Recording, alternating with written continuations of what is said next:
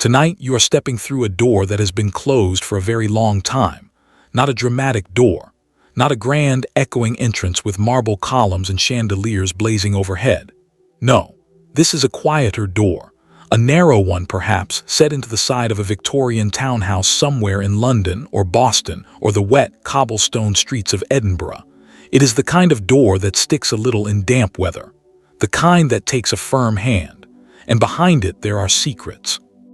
Not the dramatic kind, not murders and scandals and headlines, though there are a few of those too. Mostly, the secrets here are quieter than that. They are the kind that families kept from each other.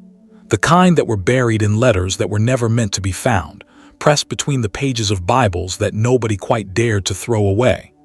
They are the secrets of ordinary people living through an extraordinary time, the long, strange, shimmering age of the Victorians.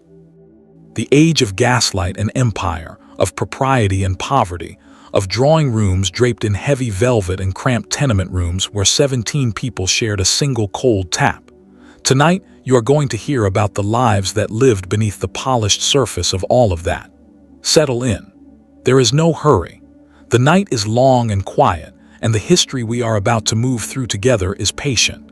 It has been waiting for well over 100 years. It can wait a little longer while you find your most comfortable position, pull whatever warmth you need around you, and simply breathe. We have a very long way to go.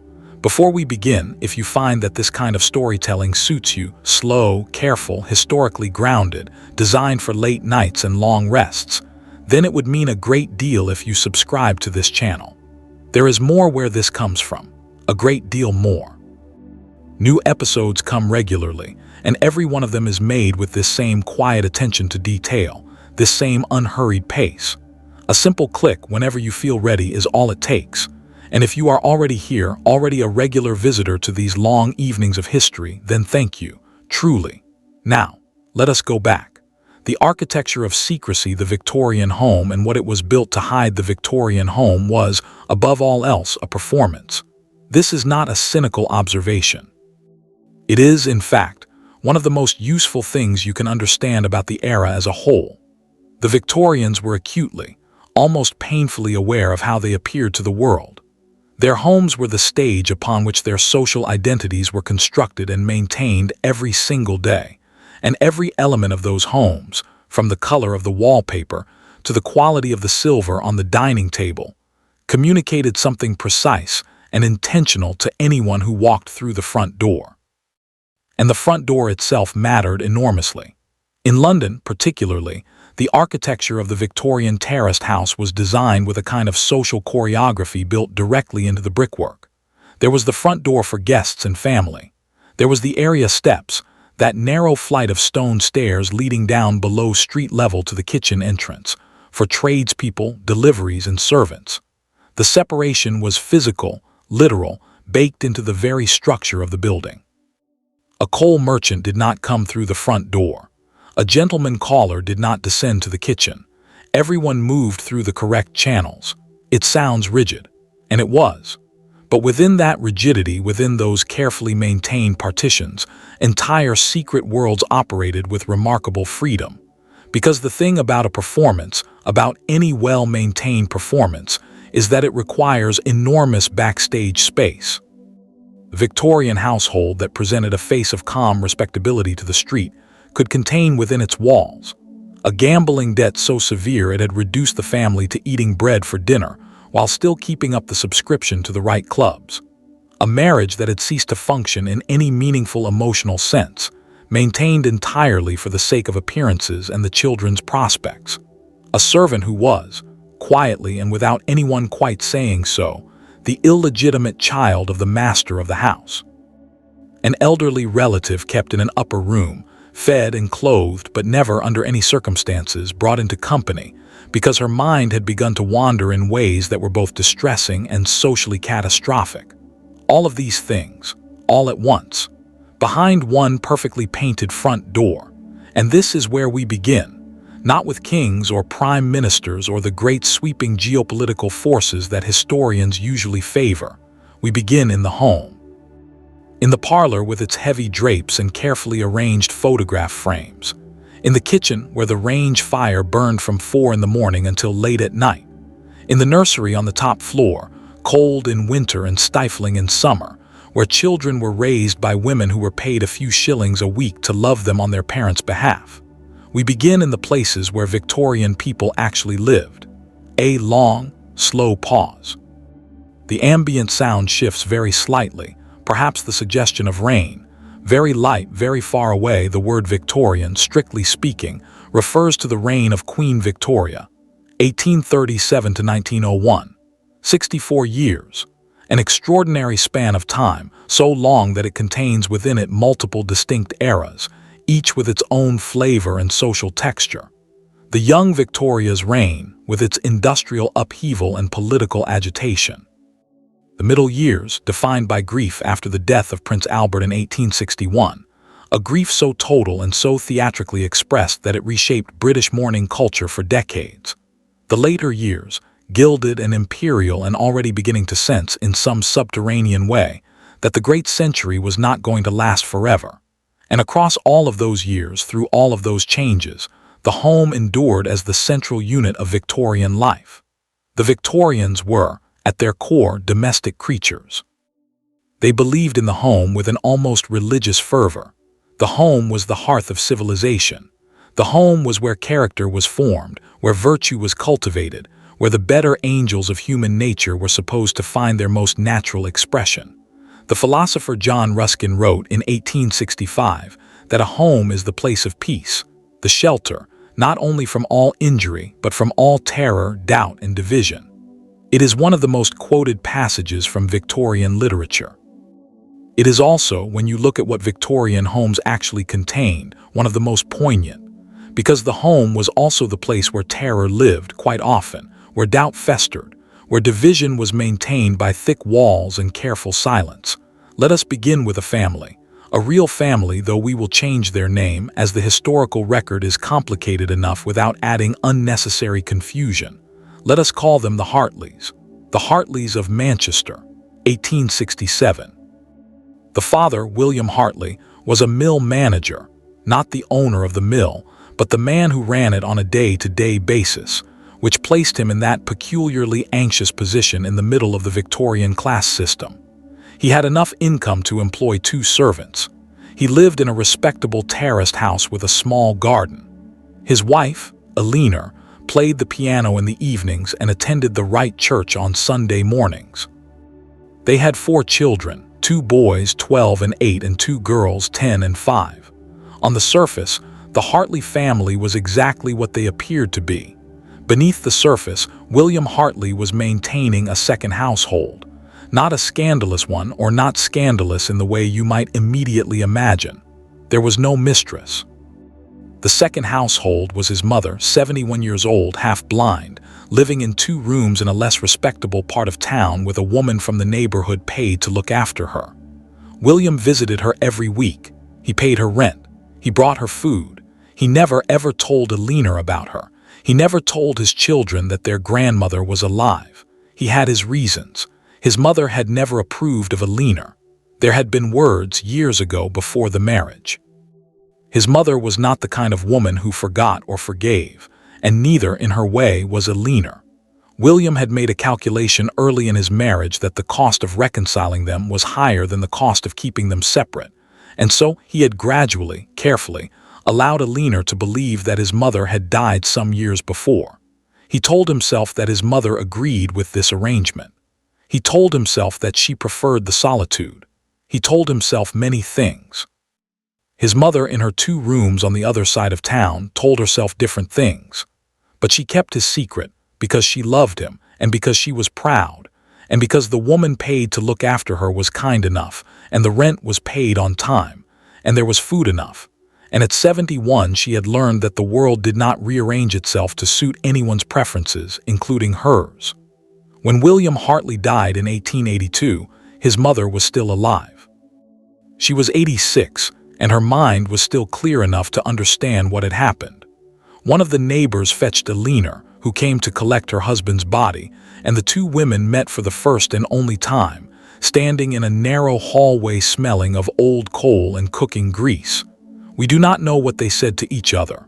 The record does not tell us. What we know is that Eleanor Hartley arranged for her mother-in-law to be moved to a charitable home for elderly women in Salford, paid the first month's board from her own money, and never visited.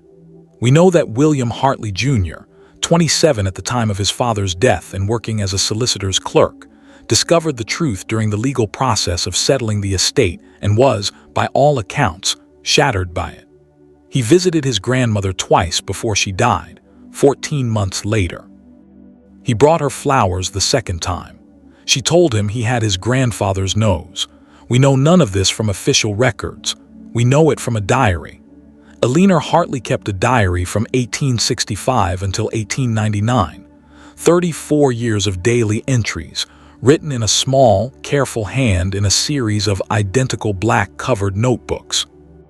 The diary was found in 1967 when the family home was being cleared for demolition, tucked behind a false panel in the back of a wardrobe that had been in the family for 3 generations. The notebooks were donated to a local archive, where they sat, largely unread, for many years. They are extraordinary documents. Not because Eleanor Hartley was an extraordinary woman, she may have been, but by the measures of her time she was simply a respectable middle-class wife and mother doing what respectable middle-class wives and mothers were supposed to do. They are extraordinary because she wrote the truth in them. All of it. The truth about her marriage, which she knew was built on a lie long before she knew exactly what the lie was. The truth about her children. The truth about the loneliness of Victorian respectability, which was a very specific kind of loneliness. The kind that surrounded you with people and yet left you utterly alone. She wrote in October of 1871 the following: "I am sometimes visited by the conviction that the life I am living is not, in any fundamental sense, my own. It belongs to the house. It belongs to William's position. It belongs to what people will say if I do not take it up each morning and wear it correctly. I am 34 years old. I wonder sometimes what I would have been if I had been allowed to simply be Eleanor without all the rest of it." That feeling, the sense of being trapped in a performance rather than living a life, was not unique to Eleanor Hartley. It was one of the defining experiences of Victorian womanhood, and it was, in its way, one of the great open secrets of the age. Everyone knew that respectable women often felt this way. Nobody said so in public. The etiquette books and the magazines and the sermons all insisted that the domestic sphere was woman's natural kingdom, that she was not merely imprisoned in the home but fulfilled by it, elevated by it, completed by it. The women themselves, in their private diaries and their letters to trusted friends, said otherwise. Before we move deeper into the hidden lives of the Victorian family, it is worth pausing to think about the house itself, the physical structure, and what it tells us. The classic Victorian terraced house that most of us picture, the kind that still lines the streets of British cities today, was built according to a logic of compartmentalization. Rooms had specific purposes. The parlor, or drawing room, was for receiving guests and for family gatherings in the evenings. The dining room was for meals.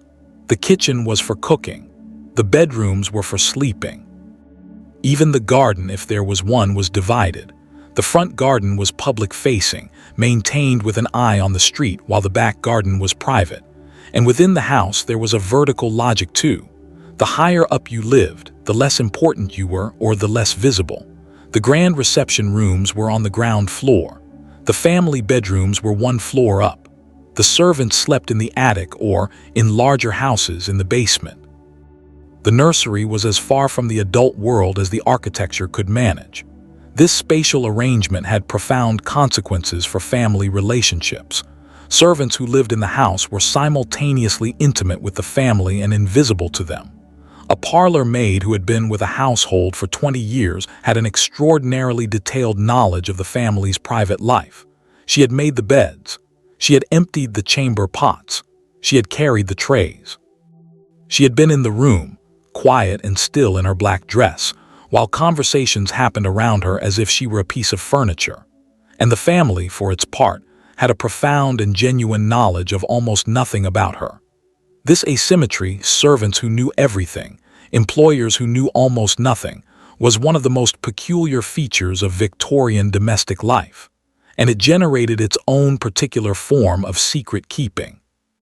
The servant question lives below the surface. In 1851, the census recorded that domestic service was the single largest category of paid employment in England.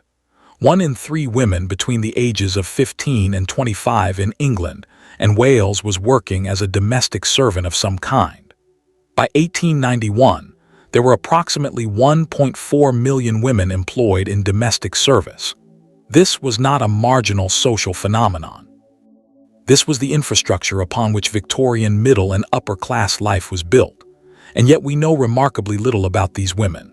We know their names when they appear in census records, and even then, often only a first name or a surname or something truncated and uncertain.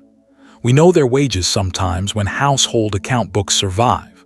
We know their positions: the cook, the parlor maid, the housemaid, the scullery maid, the lady's maid, the nurse.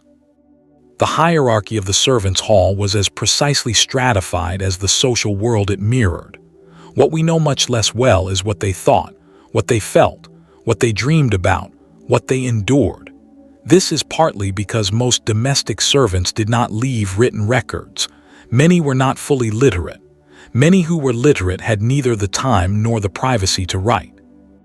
A housemaid in a busy Victorian household typically worked from 6 in the morning until 10 at night, with perhaps an hour off in the afternoon if she was lucky. She shared a room, often a bed, with at least one other servant. She had no space of her own in any sense of the word, but occasionally, a servant kept a diary, or wrote letters, or was interviewed late in life by a curious journalist or a local historian. When those records survive, they tell a story that is quite different from the official version of Victorian domestic life. Let us spend some time with a woman named Martha.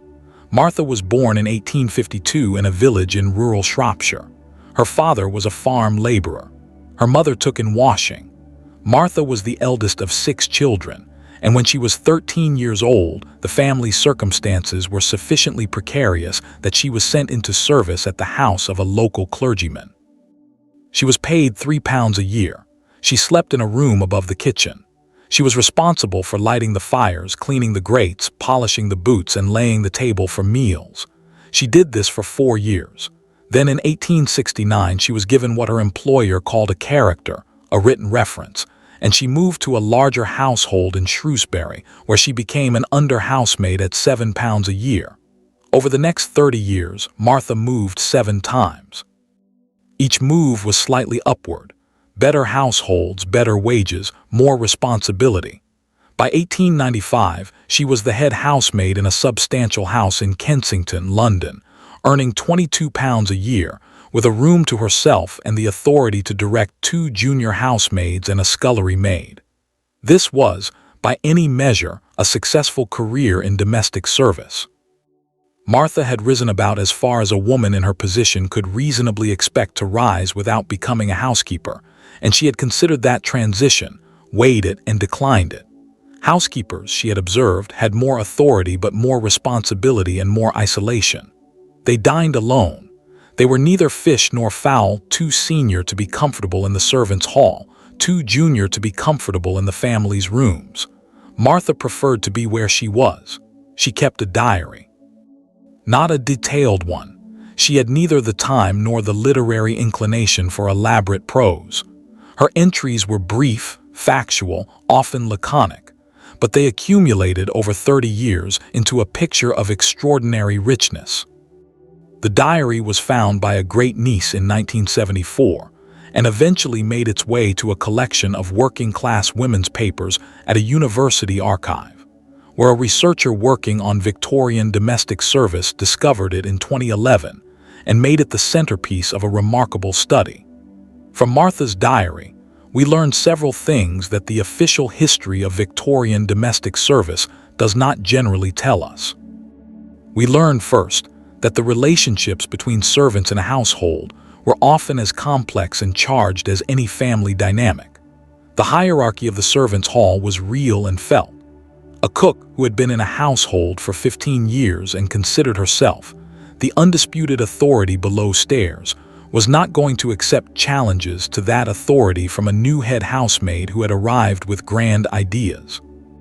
Martha described, in her typically spare prose, a conflict with a cook named Mrs. Benson in 1891 that lasted for 3 months and involved, at various points, a deliberate failure to pass on a message from the mistress, the strategic misfilling of the household linen inventory, and a campaign of pointed remarks at dinner that Martha described as highly trying. The resolution of this conflict, which Martha also recorded, was characteristically Victorian. The lady of the house called both women to her sitting room and informed them, in a tone that permitted no argument, that whatever personal difficulties existed between them were to cease immediately, as she found the atmosphere in the house below stairs had become noticeably disagreeable and she would not have it. She did not ask about the cause of the difficulty. She did not mediate. She simply commanded that it end and expected to be obeyed. It was, in its way, a perfect example of how the Victorian employer related to her servants, as mechanisms of household function rather than as people with inner lives and complex relationships and legitimate grievances. Martha wrote about this incident with characteristic brevity. Called to Mrs. F's room with Mrs. B told to behave ourselves. Mrs. B gave me a look. I gave her nothing. The second thing Martha's diary tells us is something that is perhaps more significant and less often acknowledged, that servants could accumulate considerable power in a household, precisely because of what they knew. Martha never expressed this as a threat, or even as a deliberate strategy. But reading between the lines of her diary, it becomes clear that she understood, implicitly and practically, that her knowledge of the household's private affairs was a kind of capital. Not capital she would ever trade directly. She had too much pride for that, and too much basic decency, but capital that gave her a particular quality of steadiness in her position. A security that did not come from any contract or written agreement, because servants had no such things, but from the simple fact that families who had embarrassing secrets to keep were very unlikely to dismiss the servants who knew those secrets, as long as those servants continued to do their work well and keep their counsel. Martha knew, for instance, that the eldest son of the Kensington family, who was presented to the world as a young man of impeccable character preparing for a career in the law, had a gambling habit that had already, by 1897, resulted in 2 private negotiations involving his father and the family solicitor. She knew because she had dusted the study, and the letters were not always carefully put away. She knew because the voices of angry men carry through a house at night when they think everyone is asleep. She wrote nothing about this in the diary except a single entry in March of 1897. Young Mr. C again. His father had words with him in the study after dinner, the kind of words that take some time to say. I was not listening. You cannot help what you hear in a quiet house. That last sentence. You cannot help what you hear in a quiet house. It is one of the most honest sentences in the entire diary. It is also a kind of defense. She was not eavesdropping. She was simply present. Silence notices things. Presence absorbs information. She was not responsible for what the house told her. The question of what servants knew and how they managed that knowledge opens into a much larger question about the relationship between the visible and invisible worlds of the Victorian household. The philosopher Irving Goffman, writing in the 20th century about the concept of front stage and backstage in social life, would have recognized the Victorian house immediately. The front stage was everything visible to guests and the outside world. The polished silver, the correctly placed chair, the family in their best clothes, the carefully maintained fiction of cheerful domestic harmony. The backstage was everything else. The kitchen at midnight, the servants' gossip, the hushed arguments behind closed doors, the real finances, the real feelings, the real state of the marriage. And servants were the people who moved between those 2 stages, who were part of the backstage by definition, and yet who were present, physically present, during many of the front stage performances. The etiquette manuals of the Victorian era devoted considerable space to the management of this paradox. Servants were to be trained in a particular form of invisibility. They were not to speak unless spoken to. They were not to appear to notice things. They were to move efficiently and quietly, to anticipate needs rather than wait to be asked, to be present without being obtrusive.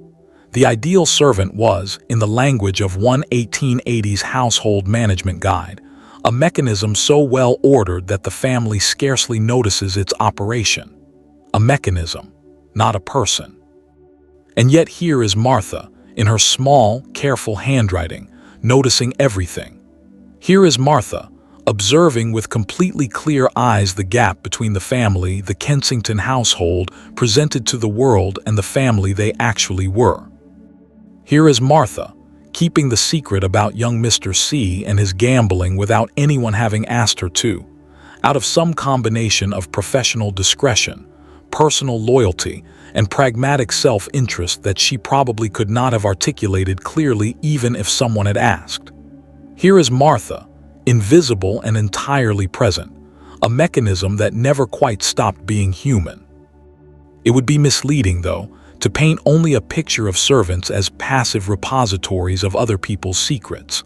They had their own. The regulations of Victorian domestic service were, in many respects, an attempt to prevent servants from having private lives at all. The standard character, the reference that a servant needed to move from one household to another, specified not just professional competence but moral character. A housemaid who had been dismissed for followers, the term for allowing a young man to visit her, would find it nearly impossible to find another position. A cook discovered to be maintaining an unauthorized romantic relationship was let go without a reference, which effectively ended her career. The control extended into extraordinary intimacy. In some households, servants were forbidden from receiving any personal correspondence without it first being seen by the housekeeper. In others, their half-days off were conditional on reporting where they had gone and with whom. The assumption was that servants, left to themselves, would make morally compromising choices, and the employer's duty was to prevent this. Within this context of surveillance and control, the creativity with which servants managed to maintain private lives becomes almost remarkable. Martha's diary records with characteristic brevity a courtship conducted entirely by letter between herself and a man she had met at a church social in 1888. He was a shopkeeper's assistant in a neighboring part of London. They had 12 encounters over 2 years. She counted them carefully. Each one had required a specific arrangement, a half-day coinciding with a Saturday morning, a particular meeting place, a careful management of the time to ensure she was back before her absence could be noticed or remarked upon. She married him in 1891 at a small church in Hammersmith on a Tuesday morning. She was 39 years old. She had kept the relationship, and then the engagement, and then the marriage, entirely private from the household where she worked for over a year after the wedding. She did this because she was not yet ready to leave service, because the legal situation of a married woman in employment was complicated, and because she simply, quietly, did not feel it was any of her employer's business. She eventually told the lady of the house in 1892, when she could no longer reasonably conceal the fact that she was returning to a husband on her days off. The lady of the house, whom Martha described as surprised but not unkind, offered her congratulations and a small wedding gift, a china dish, that Martha mentions receiving with what appears to be genuine pleasure. Martha left service in 1894 when she was expecting her first child. She was 42 years old. She had been in domestic service for 29 years. Her husband, Thomas, ran his own small shop by then. They had 2 children.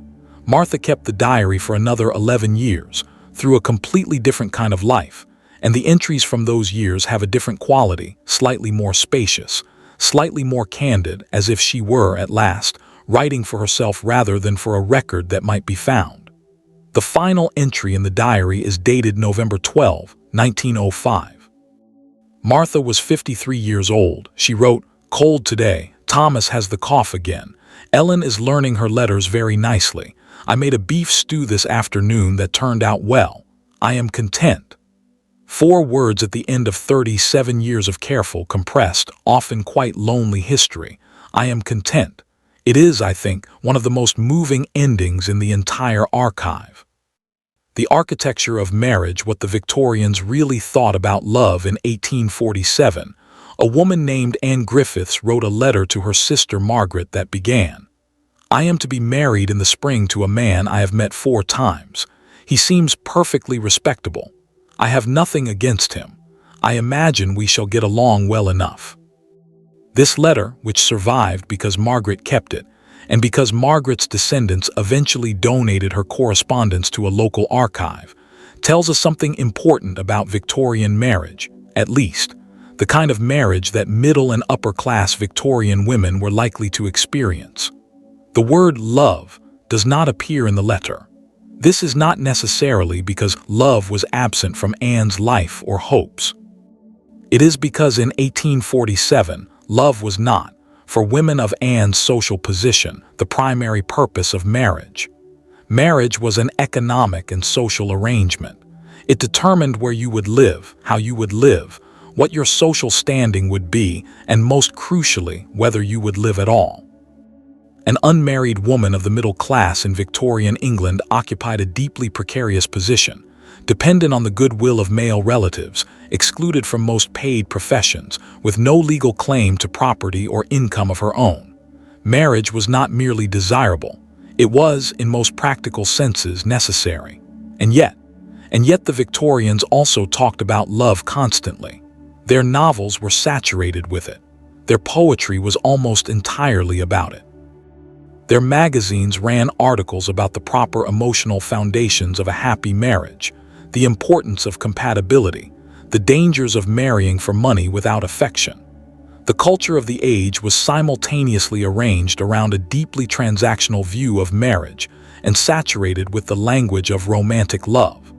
This contradiction, love as ideal, marriage as contract, was one of the central tensions of Victorian life. And it played out in very specific and often painful ways in the actual marriages that actual Victorian people were trying to live inside.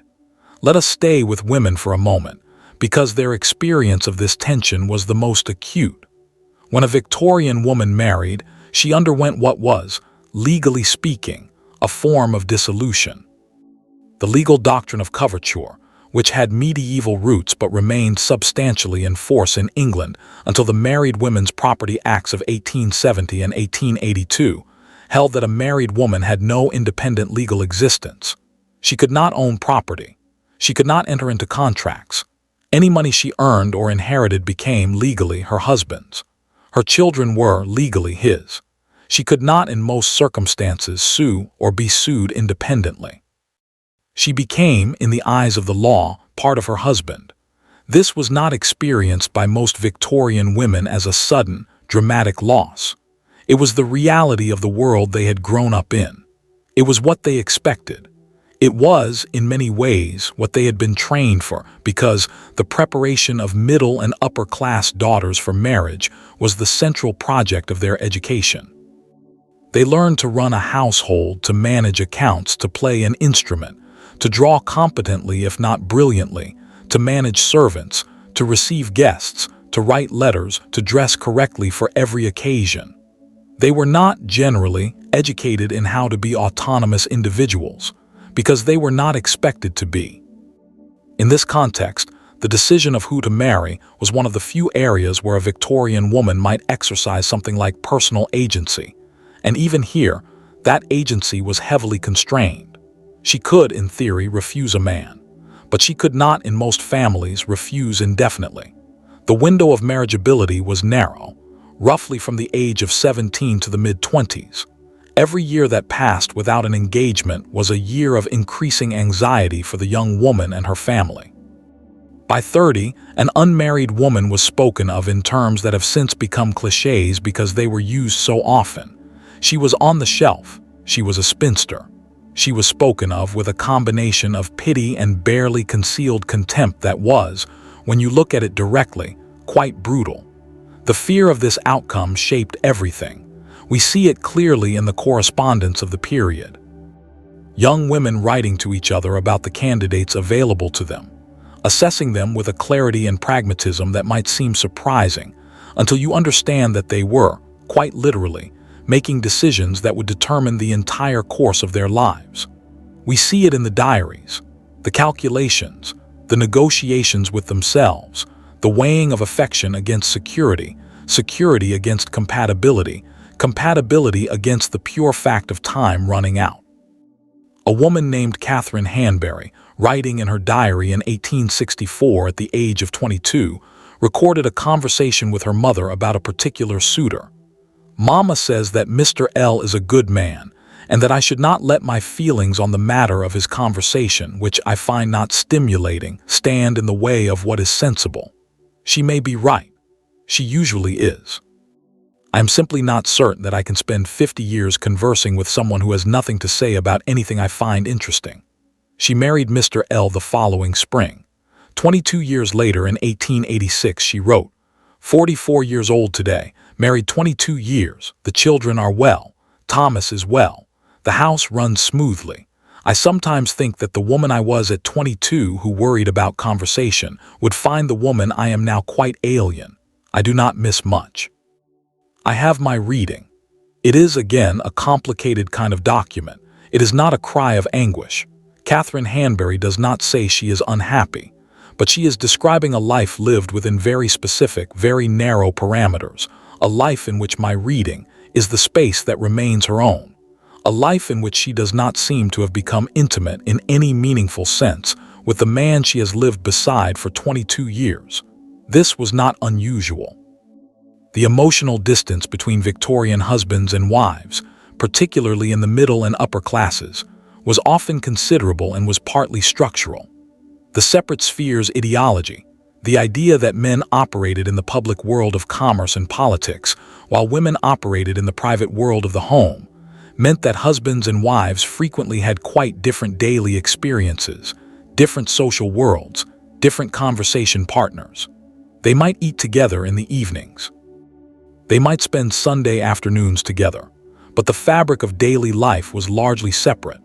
Add to this the constraints on discussing certain topics: money, illness, sex, death, the actual mechanics of how the family's income was generated or threatened, and you have a situation in which two people might spend decades in the same house while genuinely knowing very little about each other. The secrets that Victorian marriages produced were, naturally, shaped by all of this. There were, of course, the dramatic ones. Infidelity, which the law treated with extraordinary asymmetry. A man could divorce his wife for adultery, but a woman could not divorce her husband for the same reason until the Divorce Act of 1857, and even after that reform, divorce remained socially catastrophic for women in a way it simply was not for men. A divorced woman was essentially excluded from respectable society. She was, in the memorable phrase of the period, ruined. This asymmetry meant that the affairs of Victorian women had to be managed with an extraordinary degree of discretion. An extraordinary discretion was, in the tight social world of the Victorian middle and upper classes, extremely difficult to maintain. The small number of women who managed affairs over long periods of time did so through a combination of factors that varied by individual but tended to include a compliant social circle that had decided, collectively, to look the other way, a husband who had his own reasons for not pressing the matter, servants who were loyal and discreet, and a personal quality of absolute, unflappable composure that never, under any circumstances, allowed the mask to slip in public. But let us move away from infidelity for a moment, because the more interesting secrets, the ones that tell us more about the actual texture of Victorian marriage, were often much quieter than that. There were the marriages maintained in complete financial ignorance on the wife's part.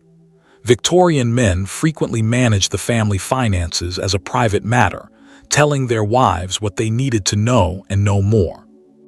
This meant that it was perfectly possible for a wife to discover, upon her husband's death, that the family was essentially bankrupt, had been for years, in fact, and that the comfortable life she had believed she was living had been built on debt that she had no knowledge of and no way to have addressed even if she had. This happened repeatedly, and with striking regularity throughout the Victorian era. The case of Isabella Beeton, yes, the Mrs. Beeton of the famous book of household management, is instructive here. Isabella Beeton's husband Sam was a publisher who operated on credit and ambition in roughly equal measure. Isabella worked extraordinarily hard, producing the household management book that would make her name and sell millions of copies.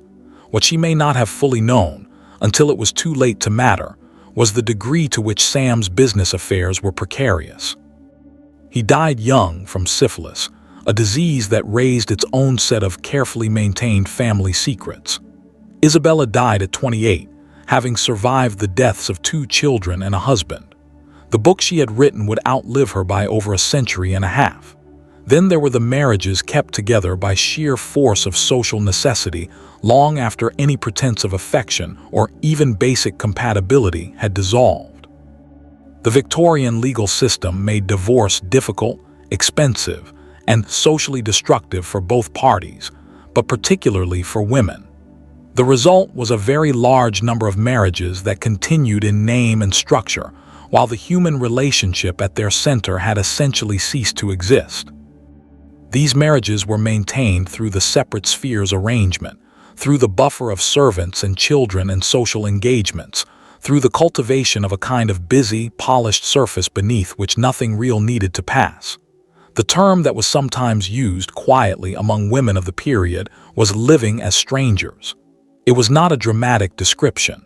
It did not convey bitterness or anger, or not primarily. It was simply accurate. 2 people sharing a house, a table, a bed sometimes, a name always, who had nothing real left to say to each other and had long since stopped trying. A woman named Louisa Marsh, writing in 1879, described her marriage of 12 years in these terms. "We are perfectly civil to one another. We are, I believe, what most people would consider a respectable household. George is not unkind.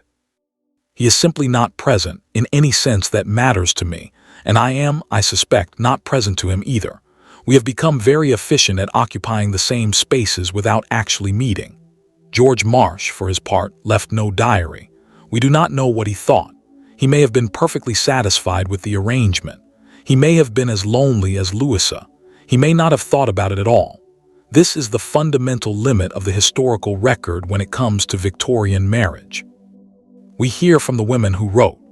We very rarely hear from the men, who generally expressed themselves through action rather than language, whose inner lives were considered, by the values of the age, to be private in a way that could not be shared even with intimate friends, and who would have considered the kind of self-examination that Louisa engaged in to be either unmanly or simply unnecessary. What Victorian men actually felt in the privacy of their own minds about the marriages they were living in, about the women they had married, about the lives they were leading, about the secrets they were keeping, remains, in most cases, genuinely unknown. And that, too, is a kind of secret. The secret of a whole gender that was never trained to articulate its interior life, and therefore, in many cases, simply did not. Let us take a breath here for a moment. We have been moving through the Victorian household, through its architecture and its service arrangements and its marriage structures, and in each of these spaces we have found the same pattern: a polished surface, a carefully maintained performance, and beneath it something more complicated, more human, more difficult. This pattern, the gap between appearance and reality, between what was said and what was true, was not unique to the Victorians. All societies have this gap. All families have this gap.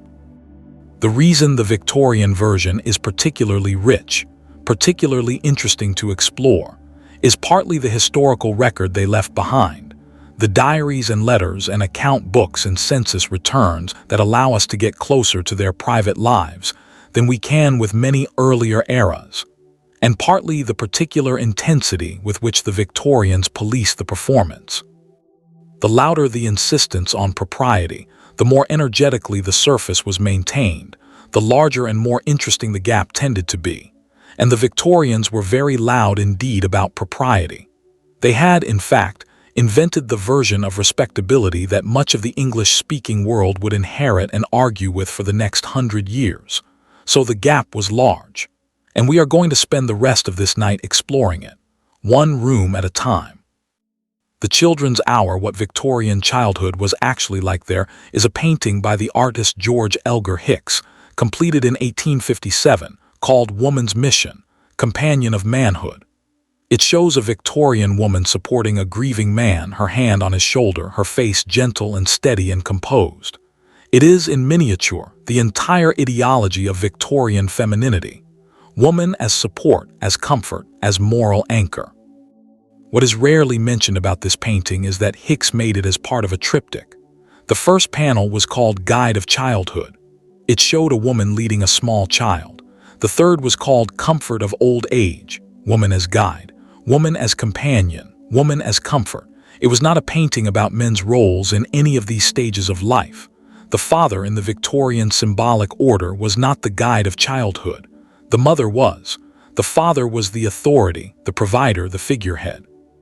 But the actual daily business of raising children, the talking, the teaching, the tending, the nighttime sitting with a feverish child, the reading aloud, the managing of emotions and fears and small disasters, that was the mother's domain, or the nurses or the governesses, depending on the family's income. Victorian childhood, particularly in the middle and upper classes, was in many ways a profoundly managed experience. Children did not simply exist in the family home alongside the adults. They were kept, quite deliberately, in separate spaces, the nursery, the schoolroom under the supervision of hired women, and brought into the adult world on carefully orchestrated terms. The nursery visit in a well-ordered Victorian upper-class household was a daily ritual. The children were brought down, dressed and cleaned and presentable, for an hour or so in the evening with their parents. The children were meant to be charming and good-humored. The parents were meant to be warm but measured. And then the children were taken back upstairs. This arrangement strikes many modern readers as cold, and in some ways it was.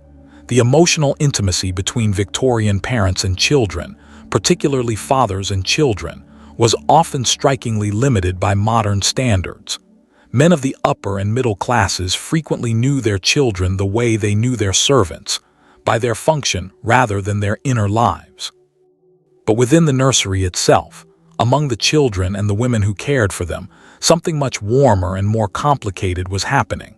The nurse, not a medical nurse, but a nursemaid or nanny, the woman paid to raise other people's children, occupied one of the strangest and most affecting positions in the whole Victorian domestic system. She was, in most cases, not particularly well educated. She was paid a modest wage. She had no social status. She was, by the definitions of the time, a servant. She was also, in many cases, the person who did the actual work of loving the children in her care. And the children, who saw her every day, who were fed and bathed and comforted and read to, and held when they were frightened by her, often formed attachments to her that were, in terms of the emotional reality of the child's experience, deeper and more fundamental than their attachment to their mother. This created a situation that was, for everyone involved, deeply complicated. We know about this phenomenon partly through fiction. The Victorian novel is full of nurse figures, from the devoted Nana in Peter Pan to the various nurses and governesses who drift through Dickens, and partly through memoir. Many Victorians, writing in later life about their childhoods, described their nurses with a vividness and emotional intensity that they rarely managed when describing their parents. Winston Churchill, who was born in 1874, wrote about his nurse Mrs. Everest, or Womb, as he called her, with what is clearly genuine grief. She raised him from birth. She was his primary emotional attachment throughout his childhood. When he was grown and she was ill and dying, he rushed to her bedside, sat with her, arranged her funeral, and erected a small memorial to her. He kept her photograph on his desk until his own death. His parents, Lord and Lady Randolph Churchill, were glamorous, brilliant, socially electric people who had almost no time for him. His mother, by all accounts including his own, was beautiful and extraordinary and essentially absent. His father, by most accounts, barely knew him. Churchill's childhood is an extreme case, but it is not as far from the general pattern as it might seem. The governess was, if anything, in an even stranger position than the nurse. Where the nurse was primarily a caregiver, the governess was a teacher, responsible for the education of the children, usually the girls, in a middle or upper-class household. She occupied that particularly uncomfortable Victorian social position of the educated gentlewoman in reduced circumstances. She was, by birth and manners and education, not very different from the family who employed her. And yet she was their employee, dependent on their goodwill, excluded from their social life. The governess neither dined with the family as an equal nor ate with the servants as a peer. She occupied a kind of no man's land in the Victorian household, too refined for the servants' hall, too employed for the drawing room. Charlotte Bronte wrote about this experience with particular force, both in Jane Eyre and in her personal correspondence. Bronte worked as a governess before her writing career made it unnecessary, and she hated every moment of it. Not because of any particular cruelty on the part of the families who employed her, though there was condescension, certainly, but because of the fundamental dehumanization of the position. She wrote, in a letter to her friend Ellen Nussey in 1839, "I find it hard to keep my thoughts, my hopes, my feelings in my own possession. I feel that every scrap of myself I have retained is being slowly worn down by the necessity of being always what I am not." Always being what she was not. The governess's performance was, if anything, more demanding than anyone else in the households. She had to perform competence and gentility simultaneously while denying, every day, the social identity that those qualities pointed toward. Let us now move from the women who raised Victorian children to the children themselves, and specifically to the secrets that Victorian children kept. Because children keep secrets, of course. This is universal across human history, across cultures and centuries and continents. Children have always had their own inner lives, their own private worlds, their own things that the adults around them did not know. But Victorian children had some particular reasons to develop especially elaborate and carefully maintained private lives.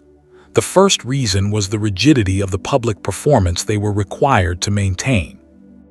A Victorian child presented to adult company was expected to be quiet, polite, well-behaved, and essentially decorative. The Victorian ideal of the good child was a child who demonstrated at all times that they had been properly raised. They spoke when spoken to. They said please and thank you. They ate what was put before them. They did not run. They did not shout. They did not embarrass the family. This performance, maintained in the presence of adults, created an enormous pressure valve, a need for space where the performance could be set down. That space was, most often, the nursery or the schoolroom when the adults were not in it. Among siblings, among trusted friends, away from the managed atmosphere of adult scrutiny, Victorian children were frequently wild, funny, creative, rude, disobedient, and deeply weird in all the ways that children are universally weird when nobody is making them perform. We know this partly from the letters children sent to each other, partly from the diaries that some Victorian children kept, which are some of the most charming documents in the historical record, because children's diaries tend to contain what children actually thought rather than what adults thought they should think. Partly from fiction, from Alice in Wonderland, which is genuinely about a child's experience of the adult world as a kind of surreal and arbitrary performance that makes no sense if you look at it clearly enough. Partly from the reminiscences of adults who looked back at their Victorian childhoods with a mixture of affection and something more complicated. A Victorian child named Violet Cecil, later Violet Markham, a public figure and writer in her own right, wrote in her memoir about the particular freedom of her childhood's back garden. The front garden was kept immaculate and was, she said, entirely the property of the adults. The back garden was different. The back garden had a large old apple tree, a shed of some mystery that nobody could quite explain, and a corner behind the greenhouse where Violet and her brothers maintained a civilization of their own devising. In that corner, she wrote, we were not children of a respectable Victorian household at all.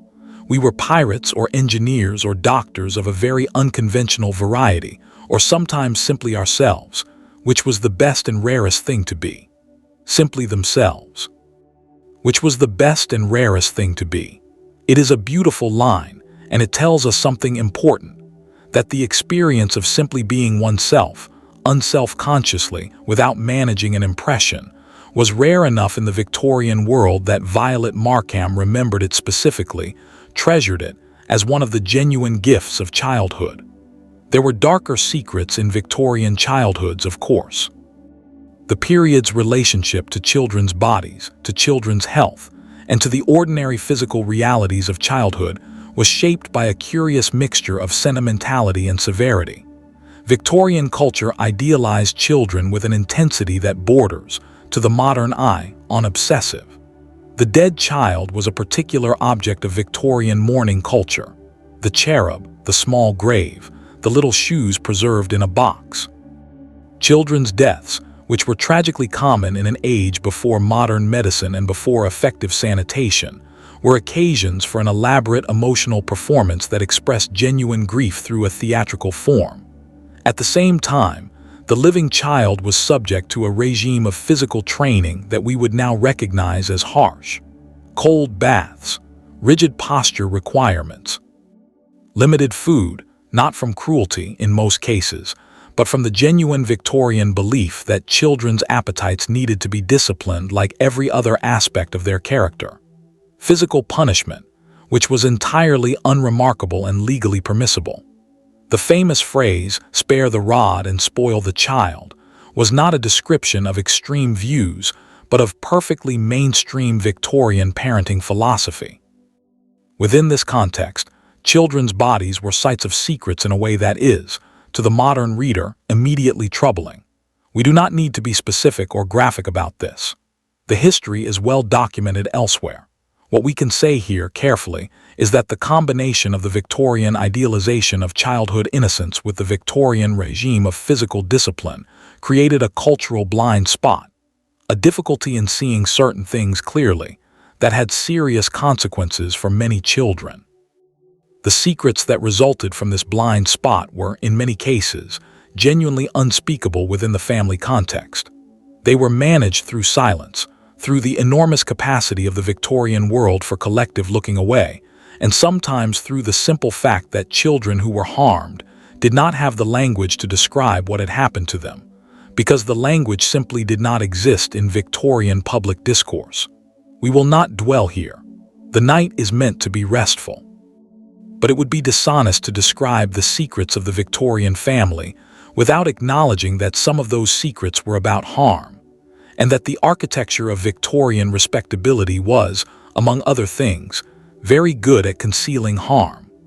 On a lighter note, and there are many lighter notes in the story of Victorian children, many genuinely charming and funny ones, Victorian children were remarkable correspondents. In the days before the telephone, before electronic communication of any kind, letters were the primary means of maintaining relationships across distance, and children wrote letters constantly, to grandparents, to cousins, to friends from school, to characters from books, sometimes in the touching belief that the characters might write back. The letters that Victorian children sent to each other when they survive are endlessly delightful. They are full of precisely the things that adults did not know were going on. The feuds and alliances of the schoolroom, the elaborate private games with their own rules and their own vocabulary, the careful observations of adult behavior from the particular vantage point of someone who is present and supposedly not listening. A 9-year-old named Arthur Whitby, writing to his cousin James in 1878, described a Sunday dinner at his family home in these terms. Papa had Uncle Frederick to dine, and they talked about the railway shares for so long that I counted to 1,000 in my head and they were still talking. Mama had the look she gets. I expect you know the look. After dinner, Papa was jolly and Uncle Frederick was jolly, and Mama had gone to lie down with a headache, and the servants were clearing up, and I went to the garden and caught a frog which I have hidden in a box in the shed and am calling Theodore. The look she gets. The frog named Theodore, concealed in the shed. Here is the whole of Victorian family life in miniature, as seen from the height of 9 years old. The boring adult world of railway shares and 2 long dinners. the mother's silent, resigned withdrawal.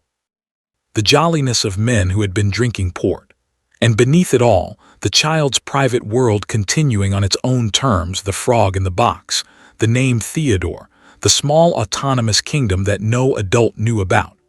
Theodore the frog was almost certainly not long for the world, but while he lasted, he was entirely Arthur Whitby's own. Money and its discontents. The economics of Victorian secrecy. Money was, in the Victorian world, simultaneously the most important thing in the world and the thing most impossible to speak about directly. The etiquette of Victorian social life demanded a kind of elaborate performance of financial indifference, particularly from those who had money. To discuss money openly was vulgar. To count it was unseemly. To worry about it in public was deeply inappropriate.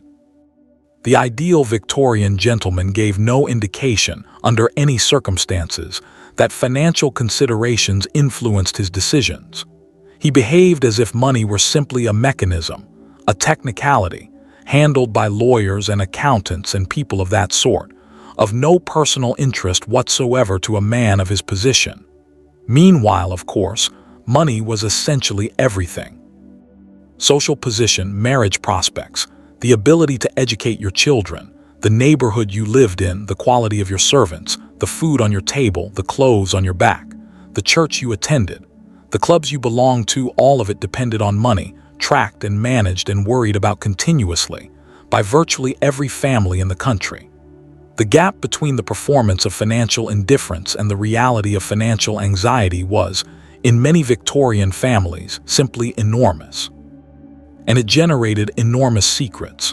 Let us begin with debt, because debt was the financial reality of an extraordinary number of Victorian lives, across almost the entire social spectrum. At the top of the scale, the great aristocratic families of England were often deeply, catastrophically in debt by the late Victorian period. The agricultural depression of the 1870s had devastated the rental incomes on which many great estates depended. The maintenance of ancestral houses was ruinous. The expectations of social life, the London season, the grouse shooting, the house parties, the sheer scale of the domestic establishment, consumed money at a rate that even very large incomes could not always sustain. What this meant in practical terms was that many of the grandest families in England were living lives of extraordinary visible luxury entirely on credit. The house was mortgaged. The estate was mortgaged. The furniture was mortgaged. The silver was mortgaged, or pawned, or quietly sold and replaced with plate. The daughters were being marketed at considerable expense on the London marriage market in the hope that one of them might marry money, American money, ideally, since American heiresses were numerous by the 1880s, and their fathers were often willing to exchange a fortune for a title. The younger sons of these families were in a particularly difficult position. Primogeniture, the system by which the eldest son inherited essentially everything, left them without assets but with expectations. They were gentlemen, which meant they could not go into trade without social shame. They could go into the church, the army, or the law. They could go to the colonies if they were adventurous. Or they could simply continue to exist in the family orbit, dependent on the goodwill of the eldest brother and the occasional reluctant payment from a father who was himself, secretly, almost ruined. At the middle of the social scale, the anxiety about money was different in character, but not necessarily less intense. The Victorian middle class was defined by appearances in a way that was relentlessly demanding.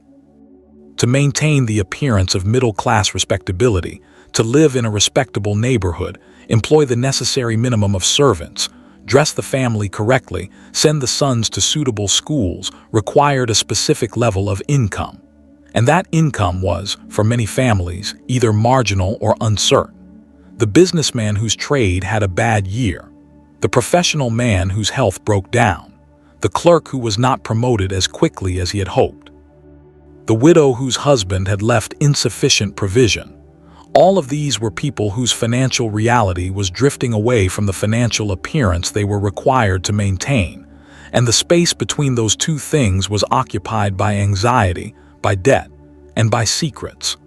The pawn shop was one of the great Victorian institutions, and one of the great Victorian secrets.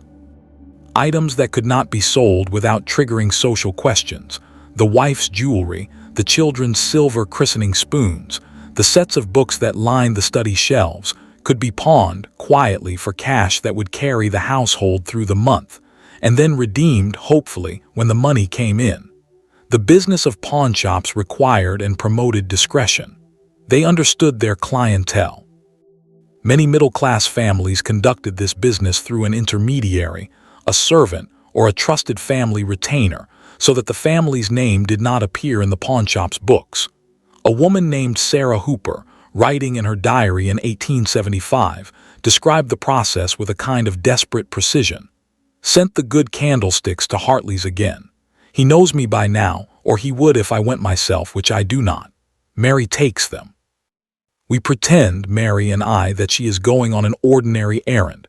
She is kind enough not to meet my eyes when she returns with the money. I wonder sometimes what she thinks. I wonder sometimes if she thinks less of me for it. I wonder if I should think less of myself.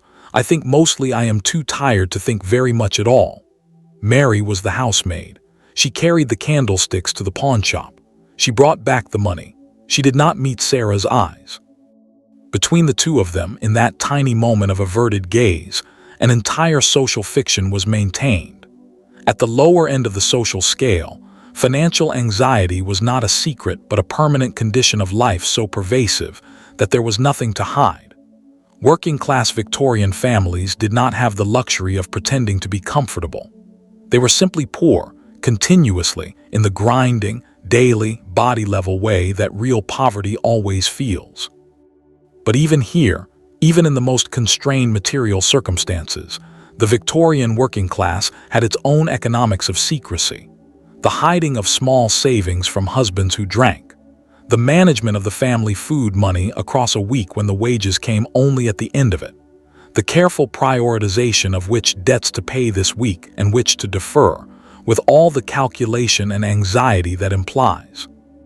The use of penny-a-week burial insurance, the first insurance product most working-class Victorians would ever purchase, specifically to guarantee that when you died, you would have a decent funeral, because a pauper's grave was one of the most feared outcomes imaginable. A decent funeral, to die and be buried with dignity.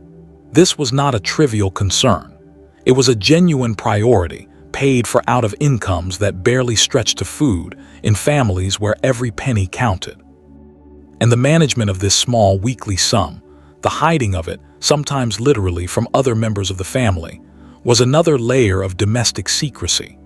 The inheritance system added its own particular quality of anxiety to Victorian financial life, because inheritance was the mechanism by which money moved between generations, and the rules governing that movement were, by modern standards, both rigid and cruel in their effects. Wills were, at their best, an attempt to provide for everyone. At their worst, they were weapons documents that expressed, in the clearest possible legal language, exactly how the deceased had ranked his love and his obligations. The oldest son who got the house and the invested capital, the younger son who got the furniture and £300 a year, the daughters who got marriage settlements contingent on their actually marrying, and almost nothing if they did not. The widow who got the right to occupy the house during her lifetime, but no power to sell it or mortgage it or change its management in any way. Victorian wills generated family conflicts that could last for generations. And they generated secrets because the expectation, the hope, and sometimes the specific financial plans built around the hope, of inheriting from a wealthy relative was a subject so charged, so morally fraught, so susceptible to accusations of greed, that it was almost never discussed openly within families. Instead, people waited. They cultivated relationships with elderly relatives. They performed devotion. They managed their own financial situations on the assumption of an inheritance that might or might not materialize, and they did not talk about this assumption directly, because talking about it directly would have been considered not just vulgar but practically wicked. And then the relative died and the will was read, and sometimes the assumption was correct, and sometimes it was catastrophically wrong, And either way, the family finances were reshaped in ways that rippled outward for years. A man named James Caldecott, a solicitor who spent 40 years in private practice in Bath in the latter half of the 19th century, left behind a memoir that is one of the most candid accounts I have encountered of what Victorian family financial life actually looked like from the inside. He had seen the wills. He had been present in the room, many rooms, over 40 years, when families discovered what their relative had actually done with the money. He was a professional. He maintained appropriate discretion, but he described, with the slightly grim humor of a man who has seen too many things, the remarkable variety of human reaction to financial news delivered in a formal setting. He wrote, "I have observed that the reading of a will almost always reveals something about the family that the deceased had known for years, and they had not known about each other. The ones who hoped and were disappointed try very hard in that moment not to show it. The ones who had no expectations and received something good try very hard not to seem pleased. Everyone tries very hard. It is perhaps the most genuine performance most of them ever give, the performance of not caring about money at precisely the moment they are being told exactly what they are worth. The performance of not caring about money at precisely the moment they are being told exactly what they are worth.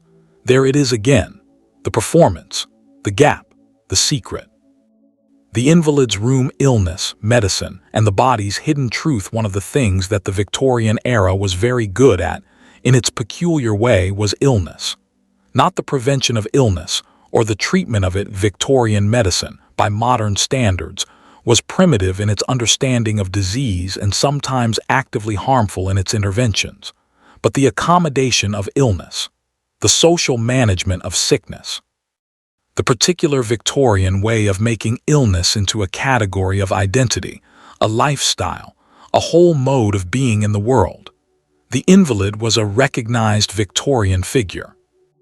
Not a temporary patient, not someone who was ill and expected to recover, but a permanent invalid, a person whose health was a permanent condition of their life, who occupied a specific social role because of that condition, who had an invalid's room, an invalid's chair, an invalid's schedule, an invalid's particular requirements to be managed and accommodated by the household around them. The reasons people became invalids were various. Some were genuinely ill with conditions that were, in the Victorian era, essentially untreatable: tuberculosis, various cardiac conditions, the early stages of conditions that would now be managed with medication and monitoring. Some were ill with conditions that were very treatable if anyone had known how to treat them: anemia, thyroid disorders, vitamin deficiencies, the consequences of repeated pregnancy. Some were ill in ways that were primarily psychological, using illness as a socially acceptable means of withdrawing from demands and expectations that had become intolerable. And some were not ill at all, in any physiological sense, and were using the invalid role to manage something entirely different. The most famous example of this last category, and the one that has generated the most historical and psychological analysis, is Florence Nightingale. Florence Nightingale returned from the Crimean War in 1856 as the most famous woman in England. She had reorganized military nursing, reduced mortality rates in military hospitals through the application of statistical analysis and hygiene, and become a national heroine of the First Order. Her face was on commemorative medallions. Her name was given to babies. She was offered a state welcome, a public celebration, the full apparatus of Victorian hero worship. She refused all of it. She came home quietly, almost secretly, under an assumed name, and within a fairly short period of returning home, she took to her bed. She would remain, with very few exceptions, a bedridden invalid for the next 50 years. From her bed, she ran an extraordinary campaign. She wrote reports that reformed military nutrition. She redesigned hospital ventilation. She founded the Nightingale Training School for nurses. She corresponded with cabinet ministers, with prime ministers, with hospital administrators across the world. She received visitors in her bedroom, conducted meetings from her chaise longue, wrote approximately 12,000 letters in her lifetime. She was not, in any obvious sense, incapacitated. What she was, the historians and biographers and medical historians who have studied her case have gradually concluded, was using the invalid role to manage something that the Victorian world offered no other framework for managing. The exhaustion, the trauma, the sheer psychological cost of what she had done and seen, combined with the knowledge that, as a healthy, able-bodied woman, she would be expected to perform a version of social femininity that she found completely unendurable. From her bed, she could refuse invitations.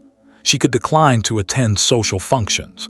She could avoid the marriage market and the drawing room circuit and all of the performances of Victorian womanhood that she had no interest in performing. She could work, constantly and productively, and in ways that genuinely changed the world, while maintaining the fiction of being too ill to do anything else. It was a brilliant piece of social engineering. It was also, almost certainly, built on a foundation of genuine suffering, of brucellosis, which she had contracted in the Crimea, of chronic pain and fatigue that were real even if their management through permanent invalidism was partly chosen. Florence Nightingale is a complicated figure. She always was. The use of illness, or the performance of illness, as a social strategy was not unique to Nightingale. It appears repeatedly in the historical record, in ways that are sometimes poignant, sometimes frustrating, sometimes both. Victorian women, in particular, had very limited options for refusing demands or withdrawing from social performances they found unendurable. A healthy woman who simply declined to attend a social function, who refused to receive visitors, who did not want to go to church or make calls or manage the household entertaining or appear at the dinner table with a composed and pleasant face. Such a woman was failing in her social duty. She was letting down her husband. She was setting a bad example for her children. A woman who was ill could do all of these things and be pitied rather than criticized for it. This is not to say that Victorian women who became invalids were necessarily faking illness. The overwhelming majority were not. The domestic demands on Victorian women were genuinely, physically exhausting.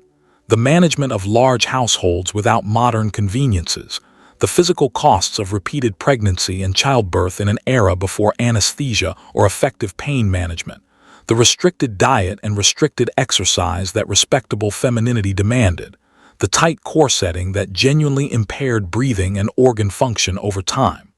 Victorian women had plenty of reasons to be ill, and they were. And they died often quite young. But within the genuine illness, within the real suffering, there was sometimes a strategic dimension, a finding of the one acceptable form that withdrawal could take, the one shape in which saying, "I cannot manage this," was socially permissible. The body, in other words, said what the mouth could not. The secrets that illness generated in the Victorian family were of several kinds. The first was the secret of the actual diagnosis.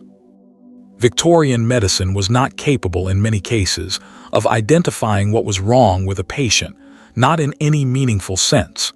The diagnoses offered were often categorical rather than specific: a condition of the nerves, a weakness of the constitution, a congestion of the blood, the vapors. These labels were applied to a wide range of conditions that we would now identify quite differently. But there was another reason diagnoses were sometimes kept secret. Some conditions were considered socially shameful. Syphilis, perhaps the most obvious example, was widespread in Victorian England.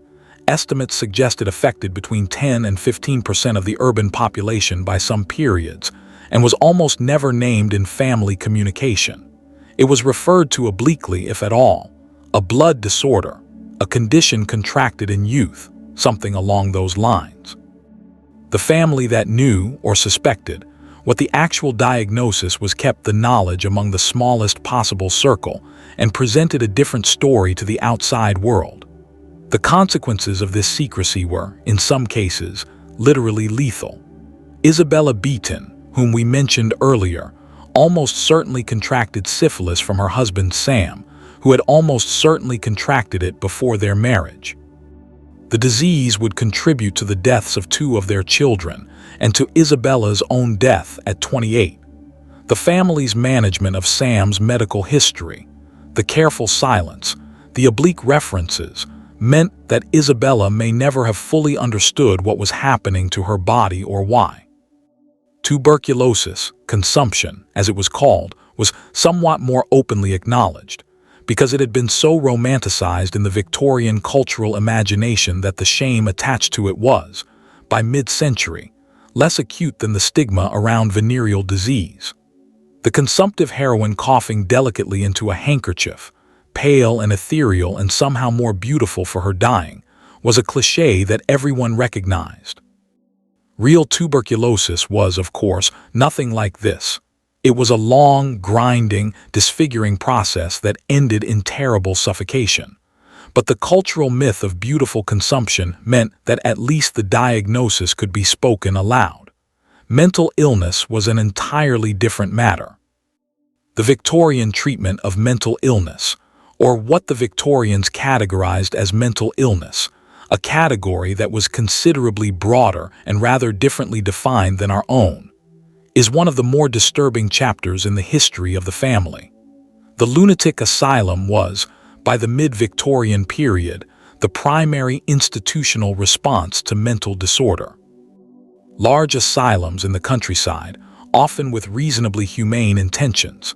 The Victorian asylum reformers genuinely believed that clean air, regular meals, organized occupation, and kind management could cure, or at least contain mental illness, but in practice often becoming overcrowded warehouses for people who were inconvenient as much as people who were genuinely ill. Because the definition of mental illness that was applied in this period was, by modern standards, breathtakingly broad. A woman who persistently refused to perform her domestic duties could be committed. A woman who expressed unconventional political or religious views with too much intensity could be committed. A woman who responded to intolerable domestic circumstances with anger rather than resignation could be committed. A man who drank too much could be committed if his family had the means and the motivation. An elderly person whose mind was beginning to fail could be committed, often more for the family's convenience than for their own benefit. The secret of the institutionalized family member was one of the darkest and most common secrets of the Victorian era. Behind the carefully maintained facade of many a respectable Victorian family was someone who had been put away, a relative whose existence was managed by silence and careful management of social contacts, whose name was rarely spoken, who existed in the family's consciousness as an absence, a problem dealt with, something no one talked about. The legal mechanisms for commitment were, until the Lunacy Acts brought some reform, strikingly easy to deploy. A doctor's certificate and the agreement of a family member were, in many cases, sufficient. Women were particularly vulnerable, for all the reasons already noted. Their options for resistance were limited, their social networks were controlled by their families, and the very act of protesting against confinement could be presented as evidence that confinement was necessary. The women who were committed to Victorian asylums and who wrote about the experience, who kept diaries, who sent letters, who testified afterward when they were released, or who wrote memoirs like Rosina Wheeler Bulwer-Lytton, who was confined by her husband in 1858 and documented the experience in excoriating detail, describe a particular kind of horror that is rooted in this secrecy. The horror not just of being confined, but of being defined as someone whose reality could not be trusted, whose account of what had happened to them was automatically suspect, whose very protest was evidence against them. We will not dwell long here. It is late. The night is meant to be gentle, but these things happened and they were kept secret, and the secrets were maintained by families who were ashamed and frightened and doing what the social logic of their world made available to them. That is not an excuse. It is an explanation. Let us turn to something gentler as this chapter closes, to the medical secrets that were kept out of care, not shame. Victorian mothers kept meticulous records of their children's illnesses. Health diaries, dosing notebooks, the careful tracking of symptoms and remedies and temperatures. These are among the most ordinary and most touching documents in the historical archive. The practical record of a woman trying, with the limited tools available to her, to keep her children alive. The remedies they used were frequently useless and sometimes harmful. Laudanum was given to teething babies. Various heavy metal compounds were applied to skin conditions. The diet prescribed for sick children was often precisely the wrong thing, but the intention was care always. The care was real. The anxiety was real. A woman named Margaret Allardyce, living in Edinburgh in the 1870s, kept a health diary for her 5 children that runs to 3 substantial notebooks and covers a period of 12 years. In it she recorded every illness: the croup, the measles, the whooping cough, the various fevers of summer and winter. She recorded what she gave them, what the doctor prescribed, what she did at night when the coughing was bad and the fever climbed, and there was nothing to do but sit with the child and wait for the body to manage what medicine could not. One entry from January 1874 records the illness of her youngest, a boy named Thomas, aged 3.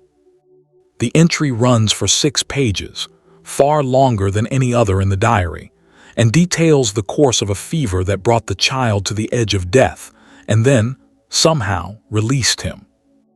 Margaret Allardyce writes with total concentration, recording temperatures and pulse rates and the color of the child's face and the quality of his sleep with the systematic attention of someone who has decided that if she records enough, if she observes with enough precision, perhaps the careful documentation itself will help to save him. He survived. She wrote at the end of those 6 pages, in a hand that is noticeably less controlled than her usual script, a single line: "Thank God, thank God. Thomas is himself again." Then she closed the notebook. Then she opened it again the next day, and the entries returned to their normal matter-of-fact character, and life went on. This, too, is a Victorian family secret of a kind, not a hidden shameful thing, but something kept very close and very private. The terror of losing a child, the desperate, methodical work of trying to prevent it, the gratitude so overwhelming it could not be contained in ordinary prose. The Victorians kept this kind of secret too. The love that was too large for the decorum of the time, pressed between the pages of a health diary where no one could see it.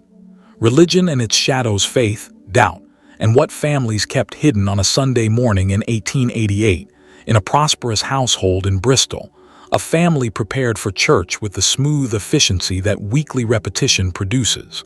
The father put on his hat. The mother gathered her gloves and her prayer book. The 4 children, aged 7 to 17, were assembled in the front hall in their Sunday best. The servants who were not needed for immediate household duties were given leave to attend their own services. It was, on the surface, a perfectly ordinary Victorian Sunday.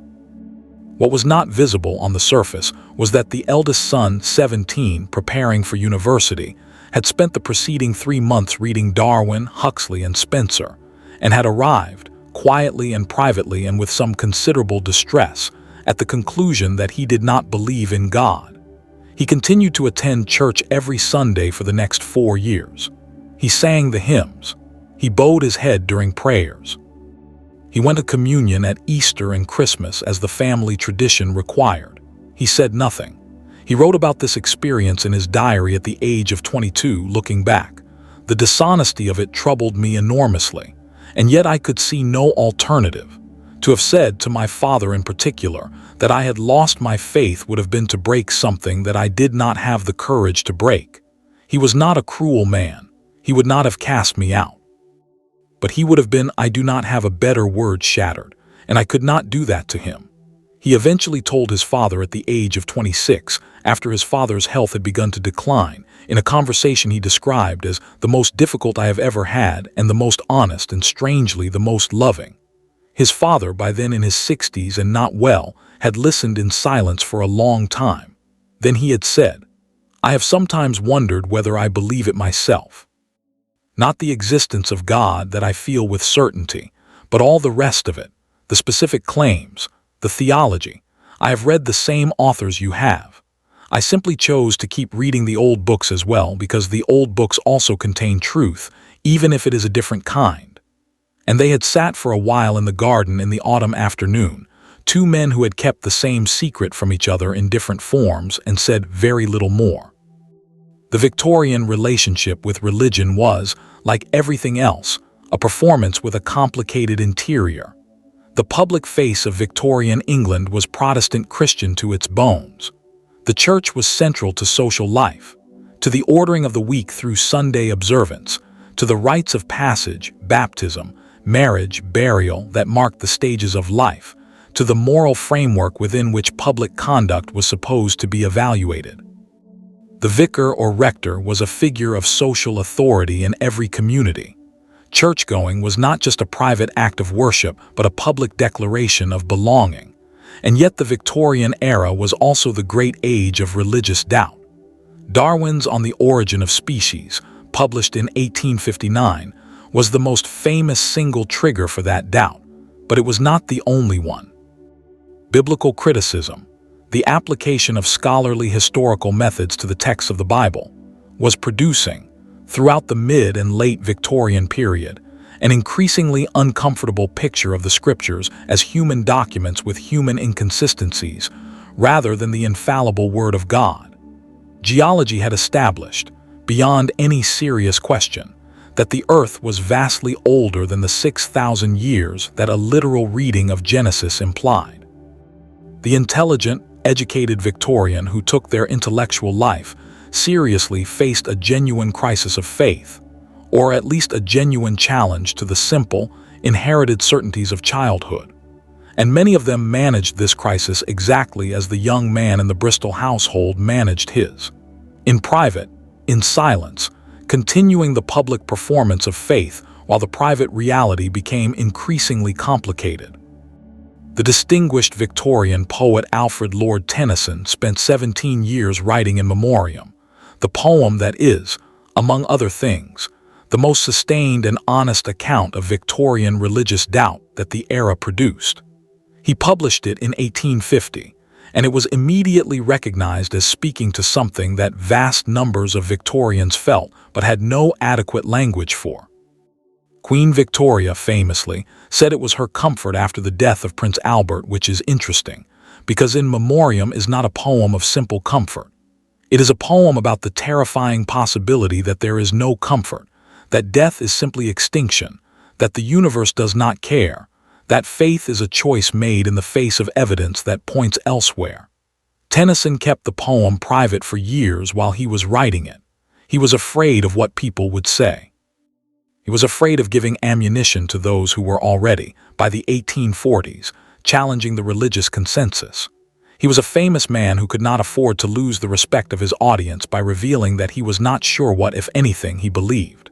When he did publish it, the response was so enormous and so warm that he realized, with what must have been a profound relief, that he had not been alone in the doubt, that most of his readers had been keeping the same secret, the secret of uncertainty. The secret of faith held more by habit and hope and love than by conviction. The secret of going to church on Sunday, while the part of the mind that could not be silenced whispered that it was not sure. The Roman Catholic question added another dimension to Victorian religious secrecy. Anti-Catholic sentiment in Victorian England was robust and often vicious. The Catholicism of Irish immigrants, who flooded into British cities throughout the century, particularly after the Irish famine of the 1840s, was viewed with a mixture of contempt and genuine fear by the Protestant mainstream.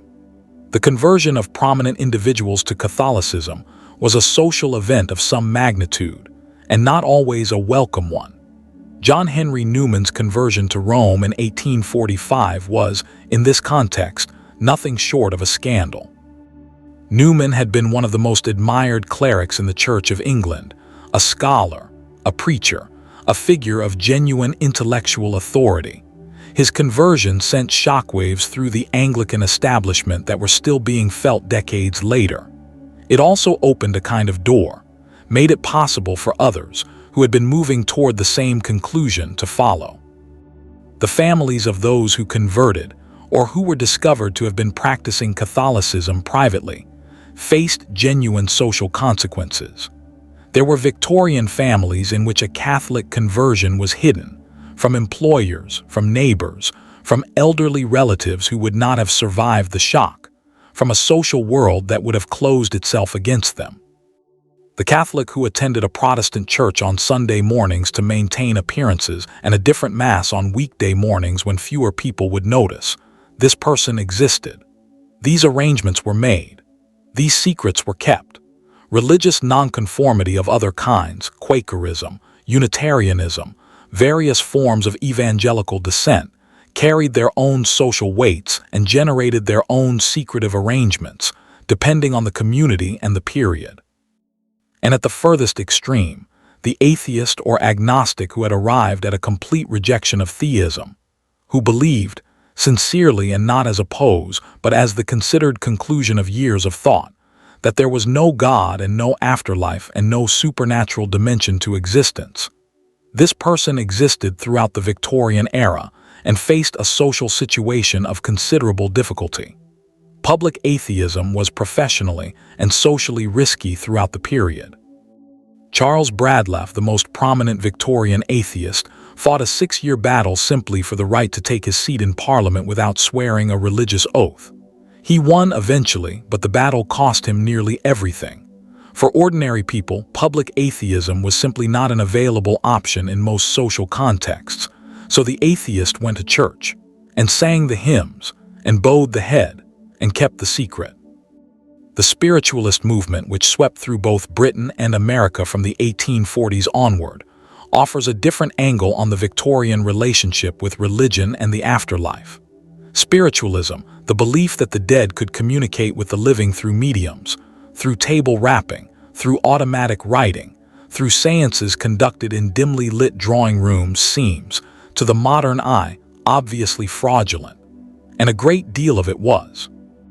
The Fox sisters, who effectively launched the movement in America in 1848, later confessed that the famous spirit rapping sounds they had produced were generated by cracking their toe joints. But spiritualism filled a genuine need, and understanding that need helps us understand something important about the Victorian relationship with death and grief. Victorian mortality rates were high. Children died frequently and suddenly, and with almost no medical ability to prevent or explain their deaths. Adults died young of diseases that are now trivially preventable or treatable. The average Victorian household had experienced the loss of a child, a sibling, a parent, often multiple times before the adults in that household were middle-aged. Grief in Victorian culture was the subject of elaborate ritual, the black dress worn for years after a death, the mourning cards, the locks of hair and lockets, the careful gradations of full mourning, half mourning, and second mourning that mapped out the acceptable length and intensity of the grieving period. But beneath the ritual, beneath the careful social management of grief, was simple, human longing. The desire to know that the people who had been lost were not simply gone. The desire to speak to them one more time. Spiritualism offered this, and the people who attended seances, who participated in table rapping sessions, who consulted mediums and bought books on automatic writing, they were not, on the whole, stupid or easily fooled. They were grieving, and grief makes seekers of us all. The secret of the seance in many Victorian families was the secret of private longing in a culture that provided the forms of grief, but not always the space to feel it fully.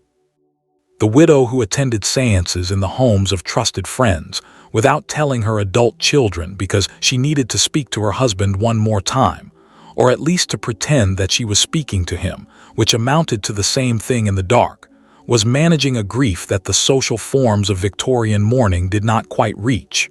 That widow existed. She was not unusual. She was, in fact, entirely ordinary. She was a person doing what people do when they love someone who is gone, trying to find a way back to them, by any path available. We have moved, in these first several hours, through the architecture of the Victorian house, through the lives of servants and wives and children and invalids and believers and doubters. We have opened rooms and found them more complex than they appeared from outside. We have found again and again the same gap between the performance and the reality, between what was said and what was true. The night is still long. There is more to see. Let us keep moving, slowly, quietly, as befits the history we are walking through. The naming of things, language, euphemism, and what could not be said. The Victorian language was a beautiful and intricate instrument of concealment. This is meant genuinely and without entirely negative connotation. The Victorian capacity for euphemism, for finding the exact right oblique expression for something that could not be named directly, was, in its way, a kind of artistry. It required a shared social code, a collective agreement about what certain phrases really meant, a coordination of polite pretense that only works if everyone involved is willing to participate. And the Victorians were very willing to participate. The pregnant woman was in a delicate condition, or in a certain situation, or simply unwell. The man who had a drinking problem was intemperate, or given to conviviality, or had a weakness. The child born to an unmarried woman was natural, a term that managed to be simultaneously accurate and deeply euphemistic, since the whole problem with this child's existence, from the Victorian social perspective, was that it existed entirely outside the social structure that nature was supposed to enforce. The woman who had had an abortion was, if the subject came up at all, in need of medical treatment of a private nature. The man who had died of syphilis died of a blood disease acquired in youth. Each of these phrases did the same work, named the thing without naming it, provided the necessary information while maintaining the fiction of propriety, created a shared understanding without requiring anyone to say the word that would have broken the spell. The children who grew up in Victorian families absorbed this code almost without realizing they were doing it.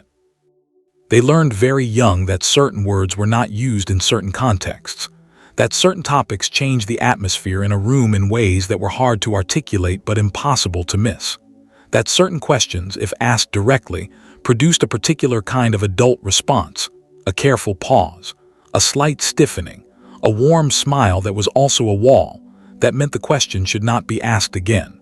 The result was a generation of people who were extraordinarily fluent in what was not said. This linguistic education produced something interesting, a very high tolerance for ambiguity and a very sophisticated ability to understand context. Victorian people, raised in a world where direct statement of certain things was simply not done, developed a remarkable sensitivity to the oblique. They could read a letter and understand, from what it did not say, precisely what was being communicated. They could hear a conversation and understand, from the careful selection of language, what the subject underneath the surface subject actually was. They were, in this sense, trained readers, trained listeners, in a way that modern people who have been shaped by a culture that values directness and explicit communication are often not. This had its limitations, of course. The code could break down. The oblique language could be misread. The careful euphemism could conceal not just shame but genuine misunderstanding. The man who was told that his wife was not well might conclude she had influenza when the truth was rather more serious. The young woman who was told that a certain family had difficulties might not understand until much later that difficulties meant the father was in prison. But within its own logic, the Victorian language of concealment worked.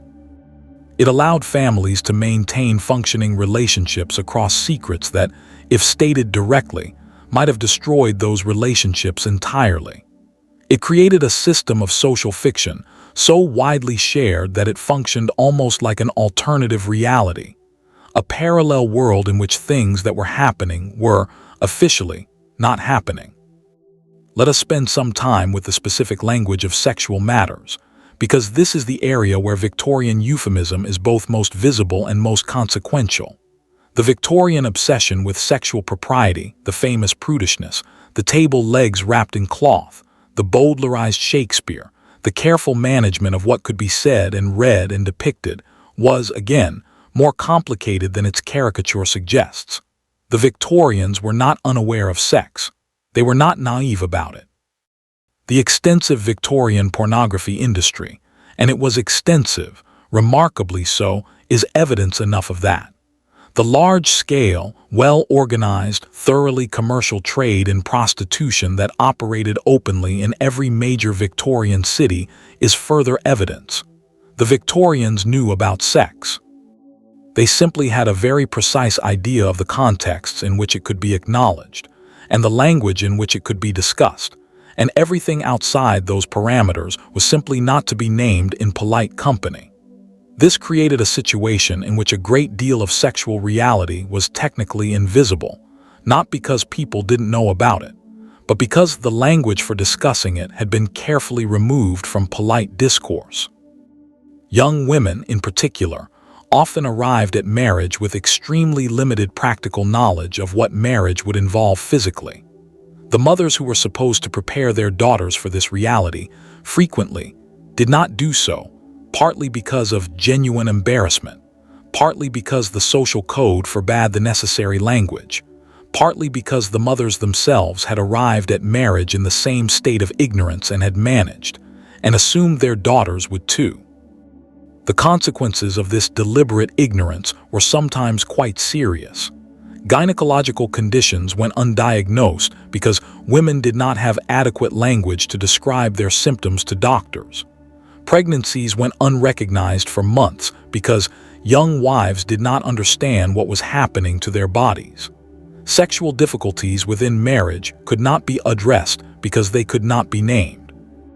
Elizabeth Gaskell, one of the great Victorian novelists, wrote in a letter to a friend in 1851, "I wish we could call things by their right names, but I suppose we shall go on using the wrong ones until the world ends." She was not wrong, but she also understood, with the clear-eyed pragmatism that runs through all her best work, exactly why the wrong names persisted. They persisted because the right names were dangerous.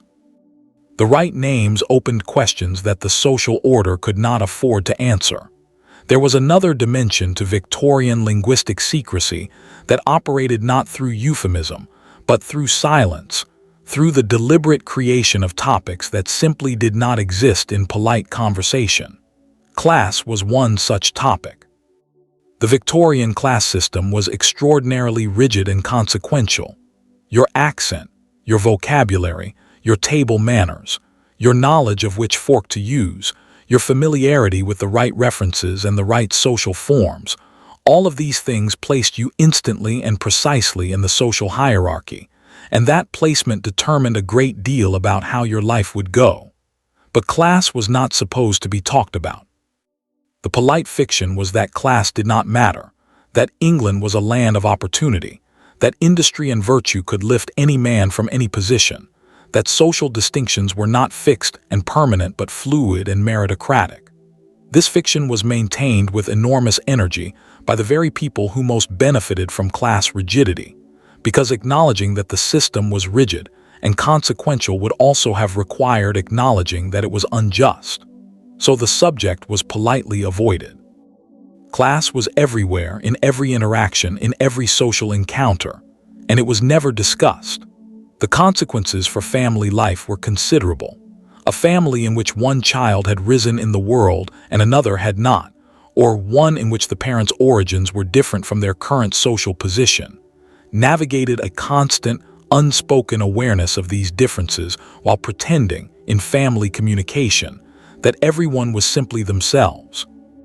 The self-made man was a Victorian ideal, the man who had started with nothing and built a business, an income, a social position.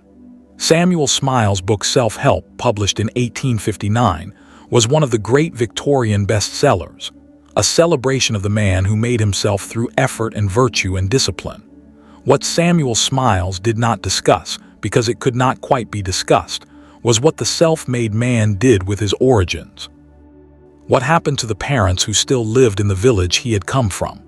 What happened when his children, educated at good schools, speaking with the right accents, knowing all the right things, encountered the grandparents who had been farm laborers? What happened to the family history that needed, gently but firmly, to be rewritten in order to fit the new narrative? The secrets of origin, the working-class grandfather, the trade-connected family background, the grandfather who had been a peddler rather than a merchant, the grandmother who had been a servant. These were among the most common secrets of the Victorian upwardly mobile family.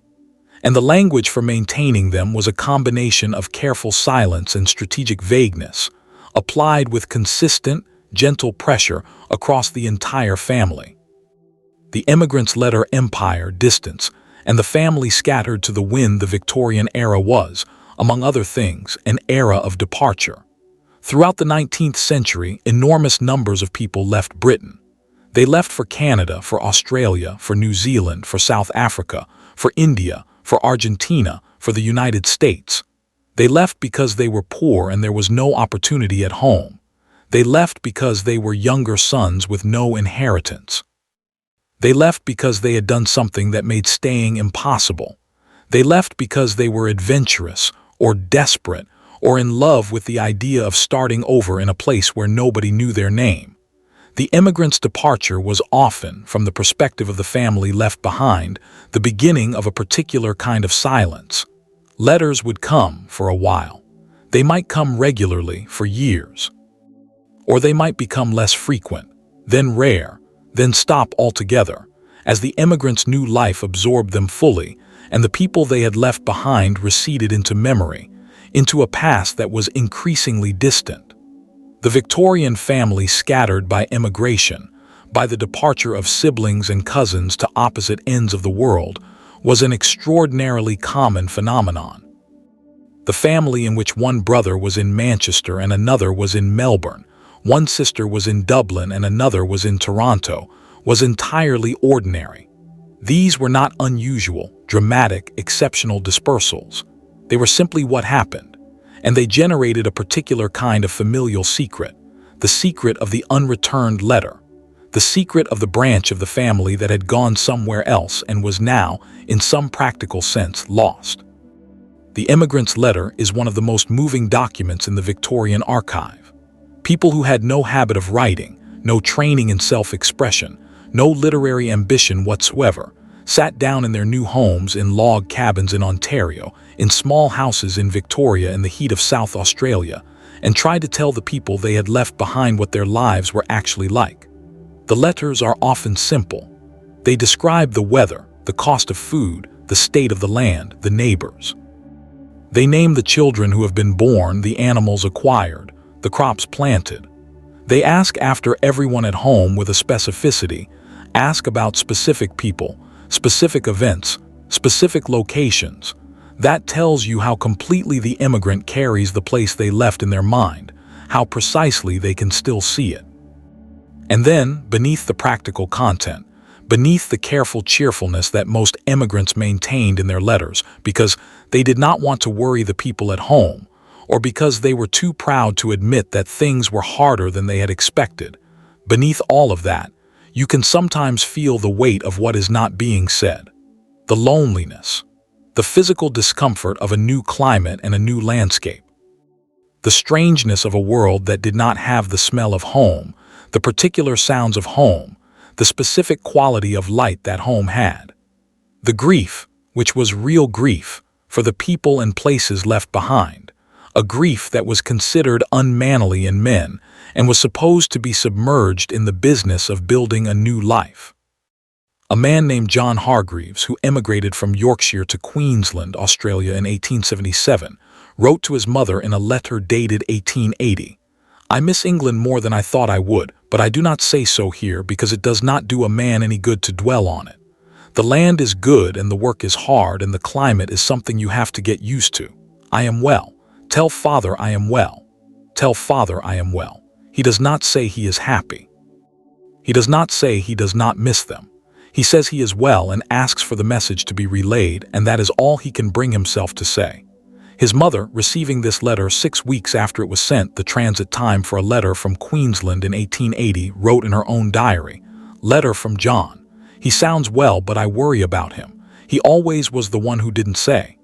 He always was the one who didn't say." She knew him. She could read the silence in his letters.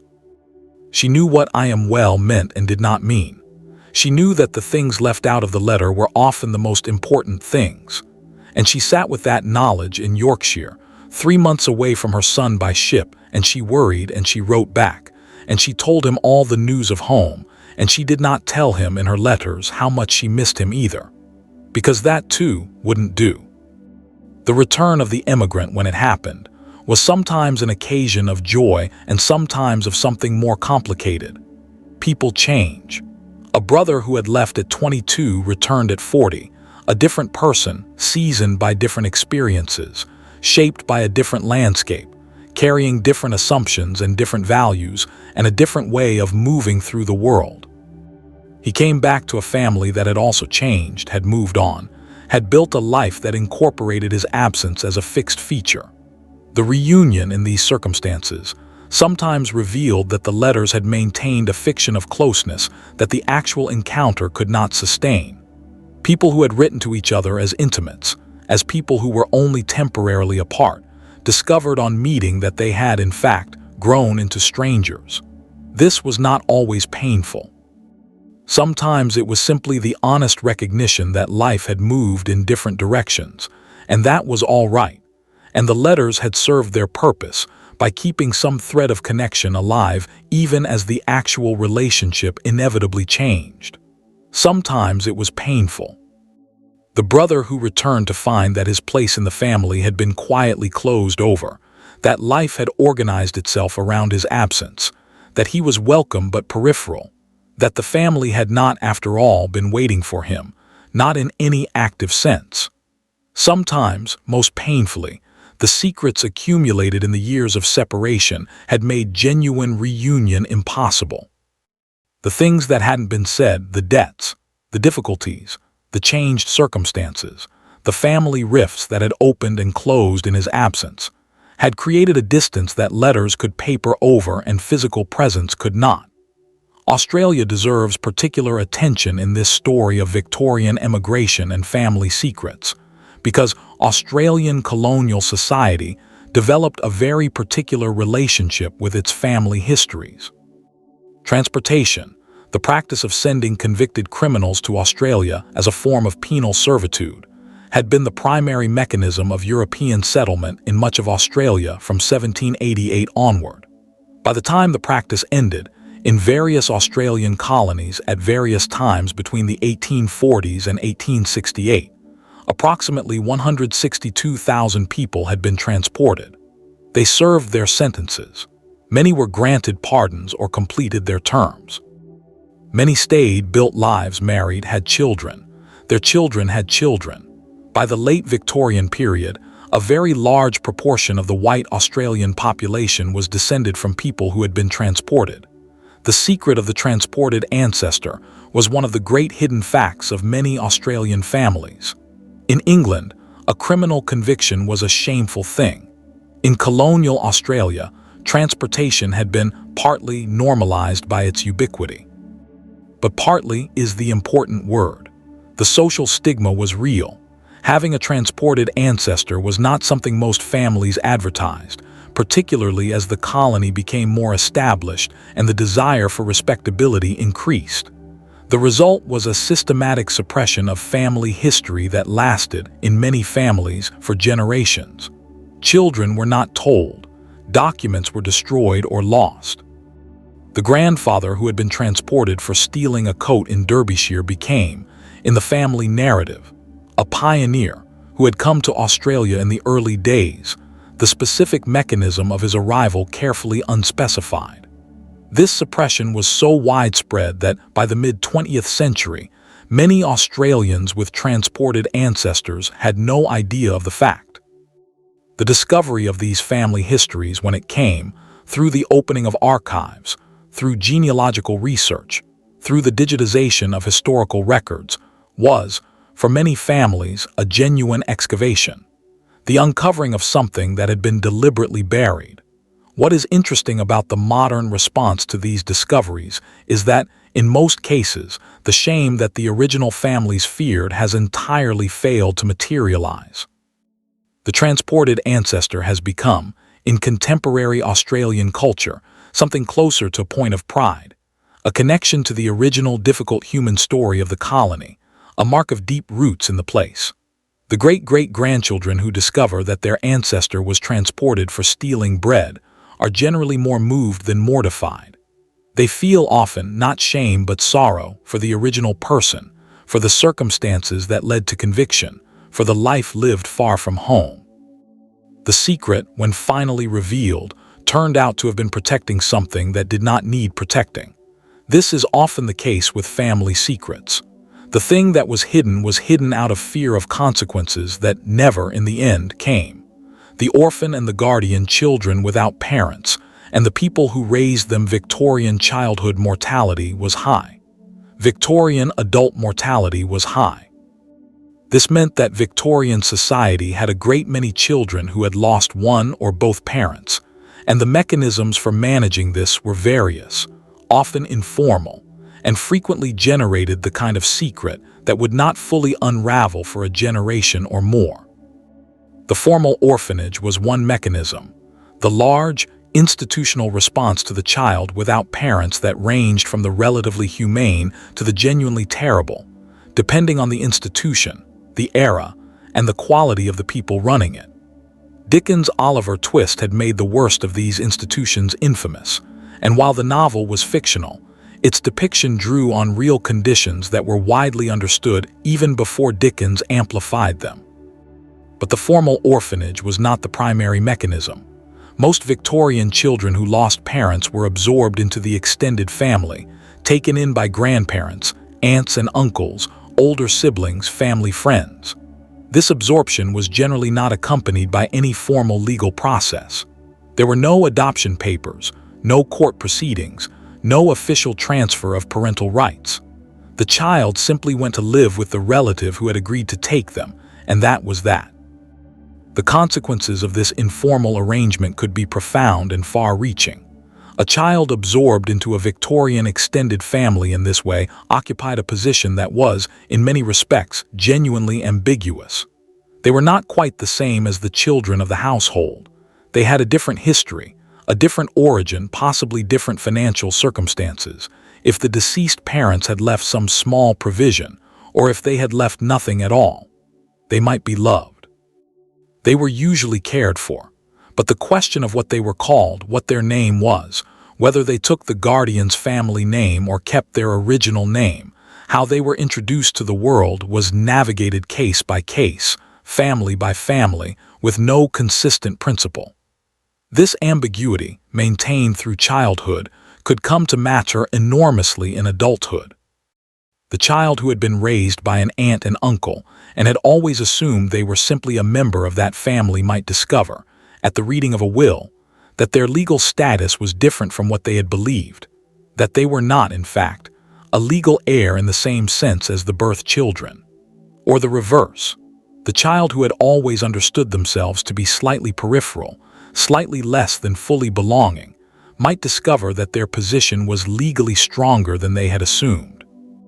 The secrets that surrounded orphaned children in Victorian families were often secrets about origin and identity, about who the child's parents actually were, what had become of them, what the circumstances of the child's arrival in the family had been. Sometimes these secrets were kept for benign reasons, to protect the child from painful knowledge about a parent's death or moral failure or disgrace. The aunt who raised her sister's illegitimate child as her own, never telling the child who their real mother was often doing what she genuinely believed was the kindest thing. Sometimes the secrets were kept for less entirely benign reasons, because the truth of the child's origin would have reflected poorly on the family, or because the question of the child's legal status intersected with questions of inheritance in ways that the family preferred not to clarify. And sometimes the secrets were kept simply because the subject was too painful to revisit, because the death of the parent or the circumstances of the child's arrival were things that the family had sealed away behind a wall of silence, because opening them was more than anyone could manage. The illegitimate child occupied a particularly complicated position in Victorian society and Victorian family life. The term itself, illegitimate, tells you a great deal about how Victorian society understood this child's status. Not born in the wrong way medically, not necessarily born to parents who were unloving, but born outside the legal structure of marriage, and therefore outside the structure of legitimate inheritance, legitimate family membership, legitimate social identity. The social consequences for illegitimate children were severe. They could not inherit by default. They bore a social stigma that could, in certain circumstances and certain social environments, follow them throughout their lives. The word bastard, which we use now primarily as a general insult, carried, in the Victorian era, its precise original meaning, and that meaning was a verdict. The response of Victorian families to illegitimate births was varied, but the most common response, when the family was respectable and had the means to manage the situation, was concealment. The pregnant unmarried daughter was sent away to a relative, or to a private establishment that existed precisely for this purpose, before the pregnancy became visible. The baby was born in secrecy. The baby was then either given to a foundling hospital or similar institution, or placed with a woman paid to raise it, or absorbed into some family arrangement where its origin would not be apparent. The mother returned home. She was pale and perhaps somewhat changed, but otherwise apparently well. She had been unwell and had gone away to recover. The child ceased to exist in her official history. This scenario, which I am describing in its broadest outline but which played out in thousands of individual variations, each one shaped by the specific family, the specific circumstances, the specific characters of the people involved, was enormously common in Victorian England. More common than the official record suggests, because the whole point of the arrangement was to leave no official record. What it meant for the woman, and I am going to address her specifically, because the man who fathered these children is usually harder to trace and is in any case a subject for another chapter, was the carrying of a permanent, unspeakable loss. The woman who had given up a child was not permitted to grieve publicly. She was not permitted to acknowledge that the child existed. The social fiction that was necessary for her survival required her to maintain, absolutely and forever, a performance of not having had this experience.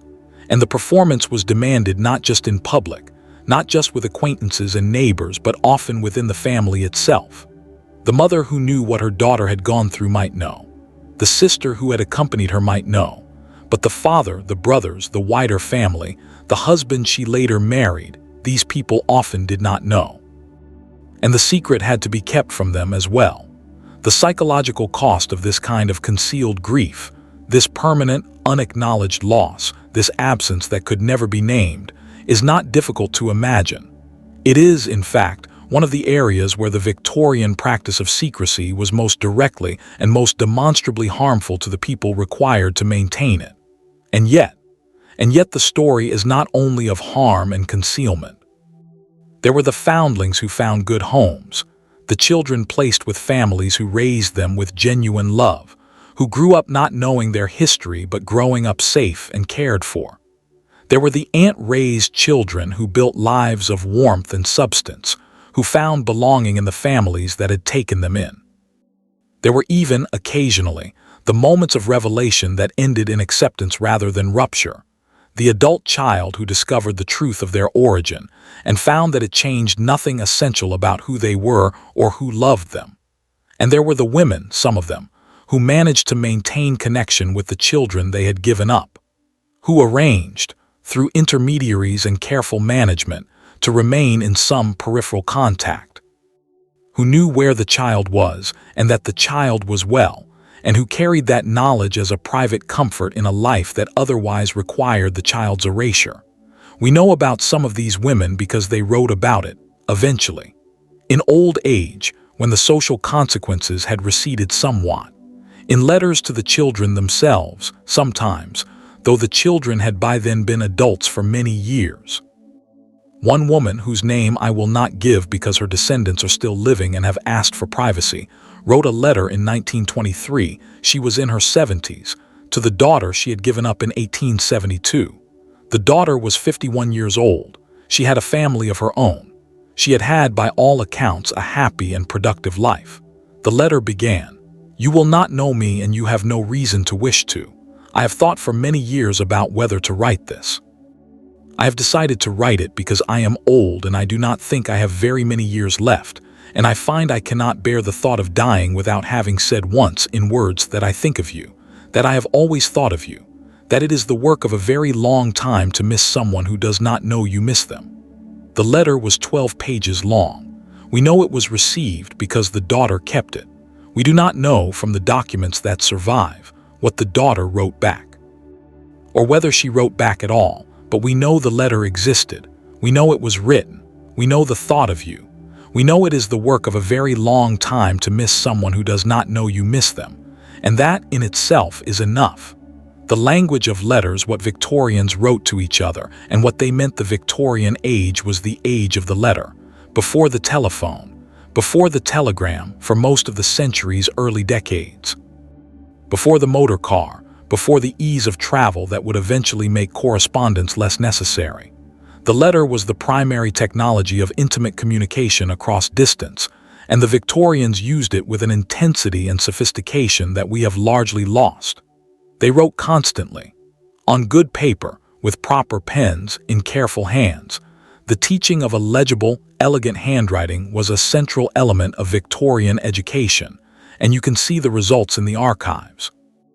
The letters of ordinary Victorian people are frequently beautiful objects, physically, the neat lines, the consistent hand, the careful formation of each letter. They took the physical act of writing seriously, because a messy or illegible hand was itself a social statement you didn't want to make. They wrote long letters. This is perhaps the thing that strikes the modern reader most forcefully when encountering Victorian correspondence. Not quick notes, not the abbreviated communications of our own era, but long, detailed, sometimes extremely long letters that covered multiple days of composition, that ran to 8 or 10 or 15 pages, that treated a single topic from multiple angles, that moved through an extended social and emotional landscape with careful thoroughness. And within those long letters, within all that careful prose, they hid and revealed an enormous amount. The conventions of Victorian letter writing provided their own system of codes and indirections. The social letter, the thank you note, the letter of condolence, the letter accepting or declining an invitation, had prescribed forms that were followed carefully, and within those forms, very little personal information was expected to appear. These were public documents almost. They could be read aloud in the drawing room. They were performances. The personal letter, the letter between intimate friends, between mother and daughter, between siblings who were genuinely close, was a different kind of document entirely. These letters could say, with remarkable directness, things that could not be said in person. The distance that the letter created, the fact that you were not in the room together, not required to maintain a composed face, not subject to the social management of the live encounter, allowed a frankness that the Victorian face-to-face meeting rarely permitted. And yet even the most intimate Victorian letters were not entirely frank. The conventions of the age shaped even the private letter, softened even the most personal communication, required even the most honest Victorian correspondent to navigate around certain topics with the same careful indirection that governed all their other speech. The result was a system of communication that was simultaneously more revealing and more concealing than our own. More revealing because the letter was taken seriously as a vehicle for genuine communication. More concealing because the culture provided so many tools for saying things obliquely. Reading Victorian letters well requires learning this system. Learning to hear what is said through what is not said. Learning to recognize the sentence that seems to change the subject, but is actually introducing the real subject. Learning to notice the paragraph that seems to be about one thing and is actually about something else entirely. The most famous Victorian letter writer, in terms of both volume and literary quality, was probably Charles Dickens, who wrote thousands of letters and whose correspondence has been collected into 12 substantial scholarly volumes. But Dickens as a letter writer is, in some ways, a special case. The letters of a public figure, aware of his own historical significance, writing with one eye on posterity even in his most apparently private moments. More useful, perhaps, are the letters of people who were not public figures and had no reason to manage their correspondence for a later audience. The letters of ordinary Victorian women to each other, sisters, school friends, neighbors, are among the richest and most revealing documents in the archive. Women, who had more leisure time than men, though less than the Victorian ideology of genteel femininity sometimes implied, and who had been trained in composition and correspondence, used their letters to maintain friendships across the distances that marriage and mobility created. These letters are full of things that the women could not say in mixed company. Medical matters, the difficulties of pregnancy and childbirth, the specific bodily experiences of womanhood that the period's conventions rendered invisible, are discussed with a frankness between intimate women correspondence that is sometimes startling. Husbands are discussed with a candor that ranges from affectionate to acerbic.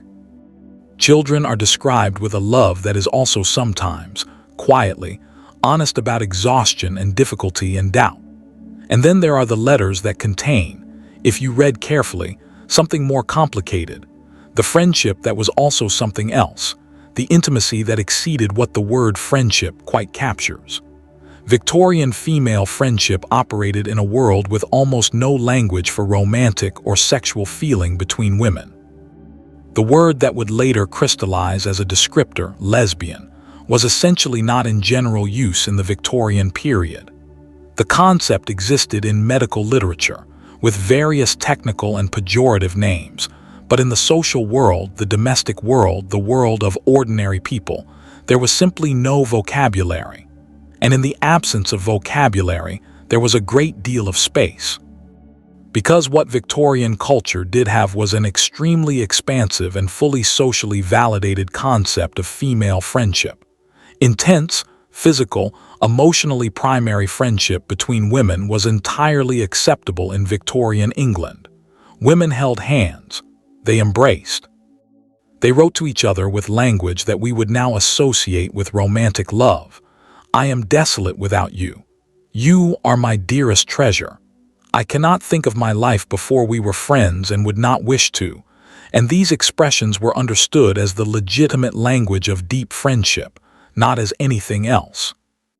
Whether the feeling behind some of those letters was anything else, whether some of these women's relationships were romantic or erotic as well as deeply emotionally intimate, is a question that the historical record cannot always answer definitively, and perhaps should not try to answer too definitively, since the categories we would impose are our own and may not accurately describe the lived experience of the women themselves.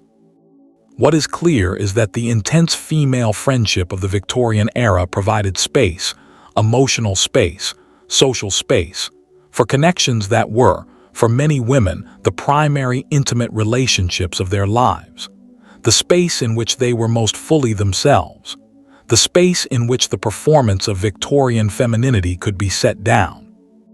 A woman named Frances Power Cobbe, the Victorian feminist and social activist, wrote about her lifelong companion Mary Lloyd in terms that make the nature of their relationship entirely clear to a modern reader, even as the language she used, my dearest friend, my companion in all things, maintained the social form of friendship. They lived together for decades. They were buried together. Their relationship was known. It was accepted within their social circle as what it was. And it was never named in any public document as anything other than friendship. The secret was an open one, and perhaps the most interesting thing about it is that Frances Power Cobbe, who was fearless in her public advocacy and her confrontation of injustice, chose to maintain this particular form of silence, not from fear, exactly, but from the recognition that the language did not exist, that the naming would have been imposed from outside rather than arising from within, and that what she had with Mary Lloyd was something the world did not have adequate words for. Perhaps, she may have thought, it is better to live the thing than to be defined by someone else's imperfect name for it. The Victorian letter, then, contained within its careful prose the full range of human experience: love and loss, money and anxiety, faith and doubt, desire and constraint, the managed surface and the real interior life pressing against it. When we read these letters now, when we sit in archives with white cotton gloves and turn pages that are 150 years old and try to hear the voice in the words, we are doing something that the writers of those letters both did and did not intend. They did not intend for us to read them. Most Victorian letters were considered private, and many were destroyed when the recipient died, burned, or torn up, or simply lost in the subsequent management of an estate. The Victorian desire for privacy after death was strong, and the deliberate destruction of correspondence was common. The letters that survived often survived by accident. They were not burned because someone forgot. They were kept because someone couldn't bring themselves to burn them. They ended up in trunks in attics, in old cardboard boxes in the back of wardrobes, in the hands of descendants who didn't quite know what to do with them. And then, eventually, they ended up in archives. And then researchers came and read them. And now we are here late at night and I am telling you what some of them said. There is something almost illicit about it, something that feels like a trespass. And yet there is also something important about it. Because the secrets in those letters were secrets about human experience that is not unique to the Victorians. The loneliness, the love, the financial anxiety, the doubt, the desire, the grief, the extraordinary effort of maintaining a composed and respectable surface while carrying something much messier inside. All of these things are recognizable to us across a century and a half because they are ours too. They belong to our common human experience. The Victorians were not alien creatures. They were people. They were complicated, trying people, doing their best in a world that made certain demands and offered certain comforts and withheld certain freedoms. They kept secrets for the same reasons we do, because the truth was too dangerous or too painful, or simply because there were no words adequate to the truth, and so they lived it instead quietly in the spaces between what they could say. We are still doing that, all of us, in our own ways. The Victorians just happened to do it with more candlelight. The country house and its occupant's life on the estate, upstairs and down there, is a particular kind of English house that the Victorian imagination elevated to something approaching the mythological. Not the terraced house of the town, not the cramped apartment of the city, not even the comfortable suburban villa with its half-acre garden. The Victorian imagination, when it reached for its highest ideal of domestic life, reached for the country house, the old estate house set in its park, surrounded by tenant farms and woods and the slow, green geography of the English countryside. The country house was real, of course. Hundreds of them existed. The architectural details varied enormously. The Tudor manor, the Georgian pile, the Victorian Gothic revival castle that some new money industrialist had built to himself, the ancient rambling structure that had been added to by every generation for 5 centuries. But in the Victorian imagination, they merged into a single concept: the great house, the seat of the family, the center of a world that radiated outward from the front door. And the country house, like every other space we have visited in this long night, had its particular secrets. Let us begin with the simple physical fact of the country house, because the physical fact is genuinely extraordinary. A large Victorian country house, a house of the proper magnitude, with the full establishment of servants and the full social apparatus of house parties and shoots and formal dinners, was an enterprise of considerable complexity and expense. The staff required to maintain such a house and its estate could number anywhere from 20 to well over 100 people, depending on the size of the establishment. There were indoor servants and outdoor servants, kitchen staff and stable staff, the household servants who managed the house and the estate workers who managed the land. All of these people lived, worked, and in many cases were born and died within the orbit of the great house. The family at the center of this enterprise, the family who nominally owned it all, whose name was on the house, whose portrait hung in the gallery, were surrounded, at every moment, by this community of dependents. And yet the family frequently knew very little about the community that sustained them. This asymmetry, the servants who knew everything about the family, and the family who knew almost nothing about the servants, was even more pronounced in the country house than in the urban terrace, simply because the scale was larger and the duration of service was often longer. A butler who had served a family for 30 years knew more about that family's private history than most of the family's own relatives. He had been in the house through births and deaths and financial crises and marital difficulties and the slow, accumulated history of 3 decades. He had seen things. He remembered things. He knew things that he would take to his grave because that was what a butler did. Let us meet the butler. The Victorian butler was, in the hierarchy of the household, the highest-ranking male servant. He was the lord below stairs in the same way that the master of the house was the lord above stairs. He was responsible for the silver, the wine cellar, the pantry, the dining room, the front door, the whole apparatus of the household's formal face to the world. He was also, in many households, the keeper of the family's most significant secrets. A butler named Mr. Sayers, the name is changed, served a family in Hampshire from 1861 to 1897, 36 years. He came to the household at the age of 24 as a footman, rose to under butler, and then to butler when the previous incumbent retired.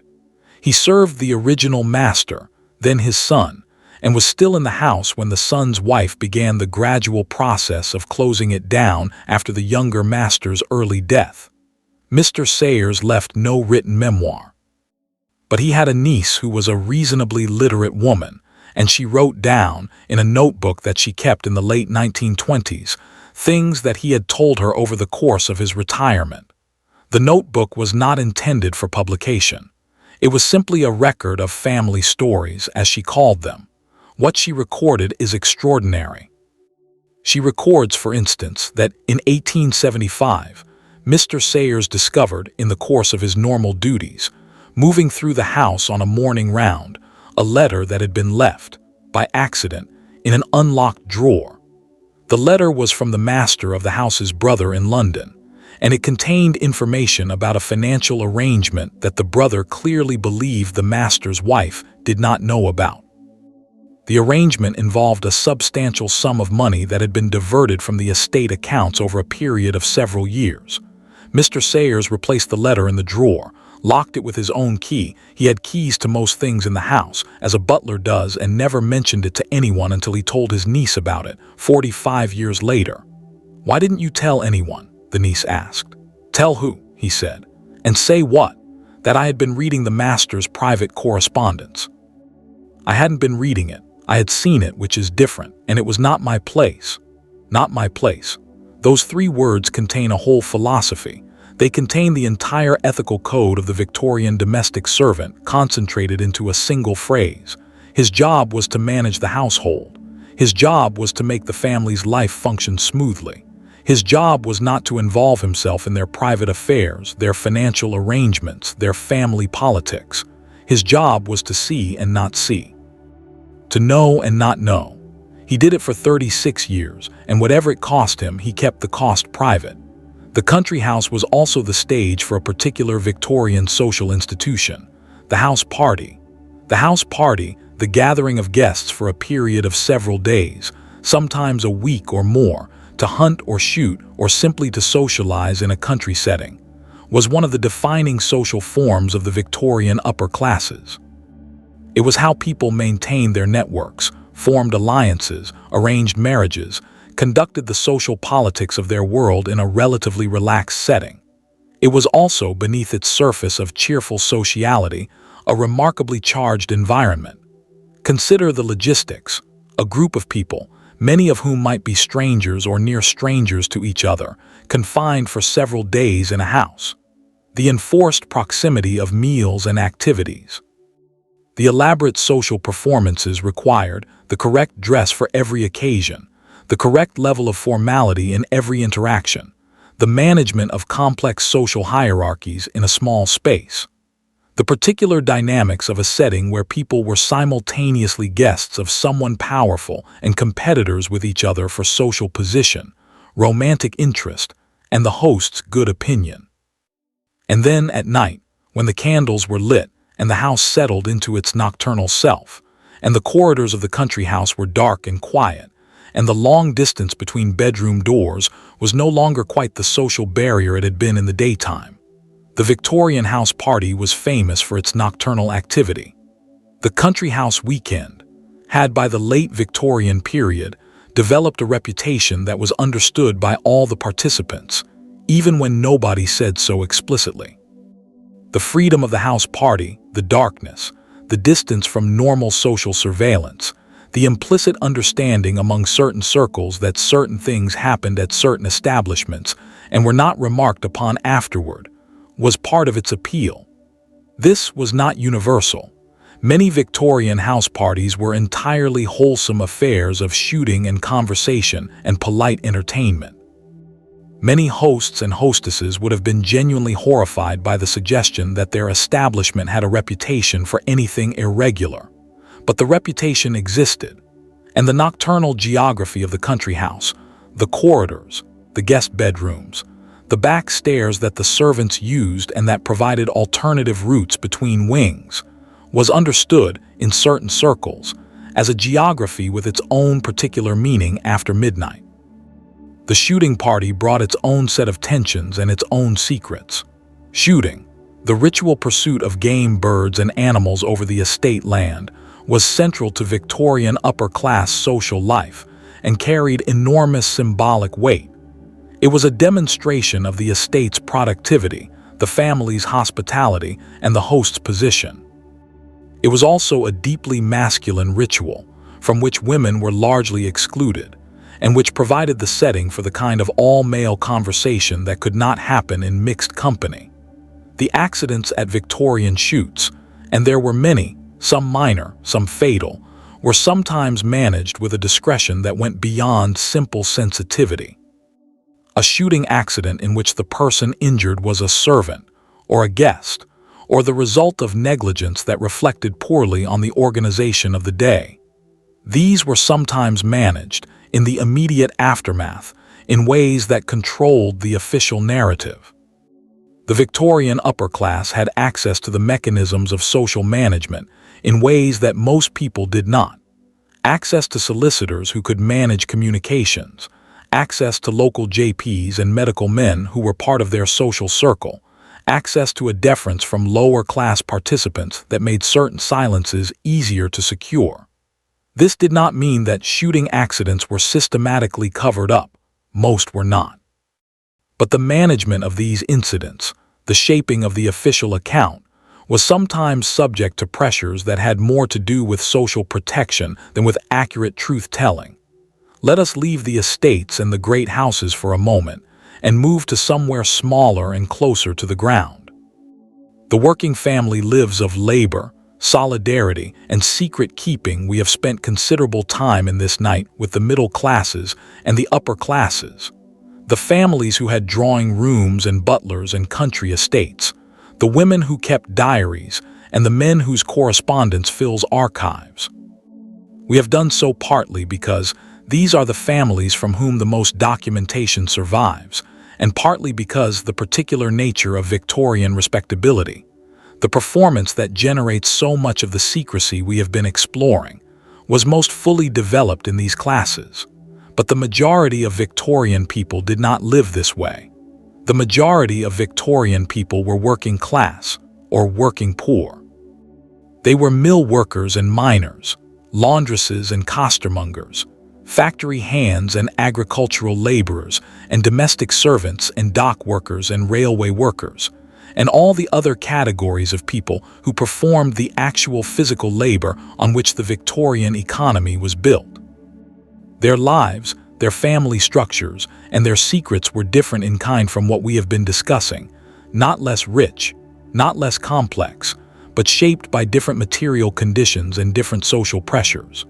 The working-class Victorian family was, first of all, physically different from the middle-class family. The terraced house of the skilled worker or the artisan might house 4 to 6 people in 3 or 4 rooms. The back-to-back houses of industrial cities like Leeds and Birmingham might have a family of 8 in 2 rooms, sharing an outdoor privy with 3 or 4 neighboring families. In the worst conditions of Victorian urban poverty, in the cellar dwellings and the single-room tenements of London's East End or Liverpool's Docklands. Entire families, grandparents, parents, children of various ages, slept in the same room, cooked in the same room, conducted their entire domestic life in the same room. In this physical context, the concept of privacy takes on a different character. The middle-class Victorian could retreat to their study, their bedroom, their garden. The working-class Victorian often had nowhere that was theirs alone. Privacy was something managed through convention rather than architecture, through the collective agreement not to notice certain things, not to listen to certain conversations, not to witness certain moments. The wall that the middle class could build with a room and a closed door, the working-class family built with turned backs and careful deafness, and the collective management of shared space. The economic precarity of working-class life generated its own specific secrets, as we have touched on earlier but can now explore more fully. The management of a working-class household's finances was a task of extraordinary complexity and skill. The income was uncertain, dependent on the health and continued employment of the primary earner, subject to seasonal variation in many trades, vulnerable to the sudden changes that mechanization and economic depression brought to Victorian industry. The expenses were relatively fixed: rent, food, fuel, clothing. The gap between income and expenses in bad weeks or bad months was bridged by a combination of credit, pawning, mutual aid, and sheer ingenuity. The woman who managed this, and it was almost always the woman who managed the household finances in working-class Victorian families, even when the man was the primary earner, developed skills that we would now recognize as sophisticated financial management. She knew exactly what could be deferred and what could not. She knew which creditors were patient and which were not. She knew the economy of the Sunday roast: buy the cheapest cut on Saturday, use the bones for soup on Monday, use the fat for cooking through the week. She also, very often, kept financial secrets from her husband. This might seem surprising. Isn't financial management something a couple should approach together? But in the working-class Victorian context, the husband's relationship with money was complicated by a factor that the middle-class observer often discussed with contempt, but that was, in context, more complicated than contempt can accommodate. Drink. Alcoholism, or what we would now call alcohol use disorder, was extraordinarily prevalent among working-class Victorian men. The pub was not just a place to drink. It was, for many working men, the primary social space available to them: warm, bright, sociable, a relief from overcrowded homes and exhausting work. The drink that happened there was embedded in a whole social world, not simply a private vice. But the drink cost money, and the money it cost was money the family did not have. The working-class wife who managed to hide a portion of the week's housekeeping from her husband to keep it safe for the rent, for the children's boots, for the winter fuel, was performing a kind of financial secrecy that was, in her world, a survival skill. She was not alone. This was widespread enough that it was understood, collectively, as something that happened, something women did, something that was not exactly approved of in the abstract but was recognized as necessary in the concrete. The secret money, the hidden shilling, the coins kept in the teapot or behind the loose brick in the fireplace or in the lining of a coat that nobody else touched. There is a different texture to the secrets of the working class and the secrets of the middle class, and I want to try to articulate what that difference is. The middle class secret was often a secret about appearances, about the gap between what the family appeared to be and what it actually was. The gambling debt hidden behind the respectable front, the invalid role concealing the real nature of the illness, the managed narrative of family origin that left out the inconvenient parts. These secrets were generated by the pressure of maintaining a specific social performance. The working class secret was often a secret about survival, about the practical management of circumstances that were difficult and often precarious. The money hidden from the drinking husband. The penny insurance kept going even when the food budget was at its limit. The arrangement made with a neighbor or a relative or a local shopkeeper that allowed the family to get through a bad month. These secrets were generated by the pressure of simply continuing to exist. Both kinds of secret were about managing a gap between what was and what needed to be. But the stakes were different. The middle-class family that failed to maintain its performance suffered social consequences. The working-class family that failed to manage its survival suffered physical ones. This difference in stakes shaped the quality of the secrecy. Working-class secrecy tends to be not simpler exactly, but more pragmatic, more directly connected to the actual conditions of life, less hedged with ideology. The working-class woman who hid money from her husband was not, in most cases, elaborately theorizing about it. She was doing what needed to be done to keep her children fed. The ethics of it were real to her. She was not comfortable with it, but the necessity was more real. The solidarity networks of working-class Victorian life also operated through a certain amount of deliberate ignorance, a collective agreement not to know too much about the specifics of each other's arrangements, because knowing too much could create obligations or conflicts that the network could not absorb. The neighbor who lent a shilling did not ask exactly why the shilling was needed. The woman who came to sit with a sick child so the mother could go to work did not ask exactly what the mother was going to do, or exactly what the arrangement was with the employer, or exactly why the husband was not available to help. The collective managed a certain opacity in these transactions because the transparency would have been more costly than the ignorance. This is not the same as the Victorian middle-class culture of deliberate not knowing. It is more practical than that, less ideological. It is simply the wisdom of a community that understood that survival required mutual support, and that mutual support required a certain latitude in the questions you asked. Mutual aid societies, the Victorian working-class organizations that provided members with payouts in cases of illness, death, and other disasters, operated on a similar principle. The details of members' circumstances were known to the committee, who managed the fund, but not necessarily to the wider membership.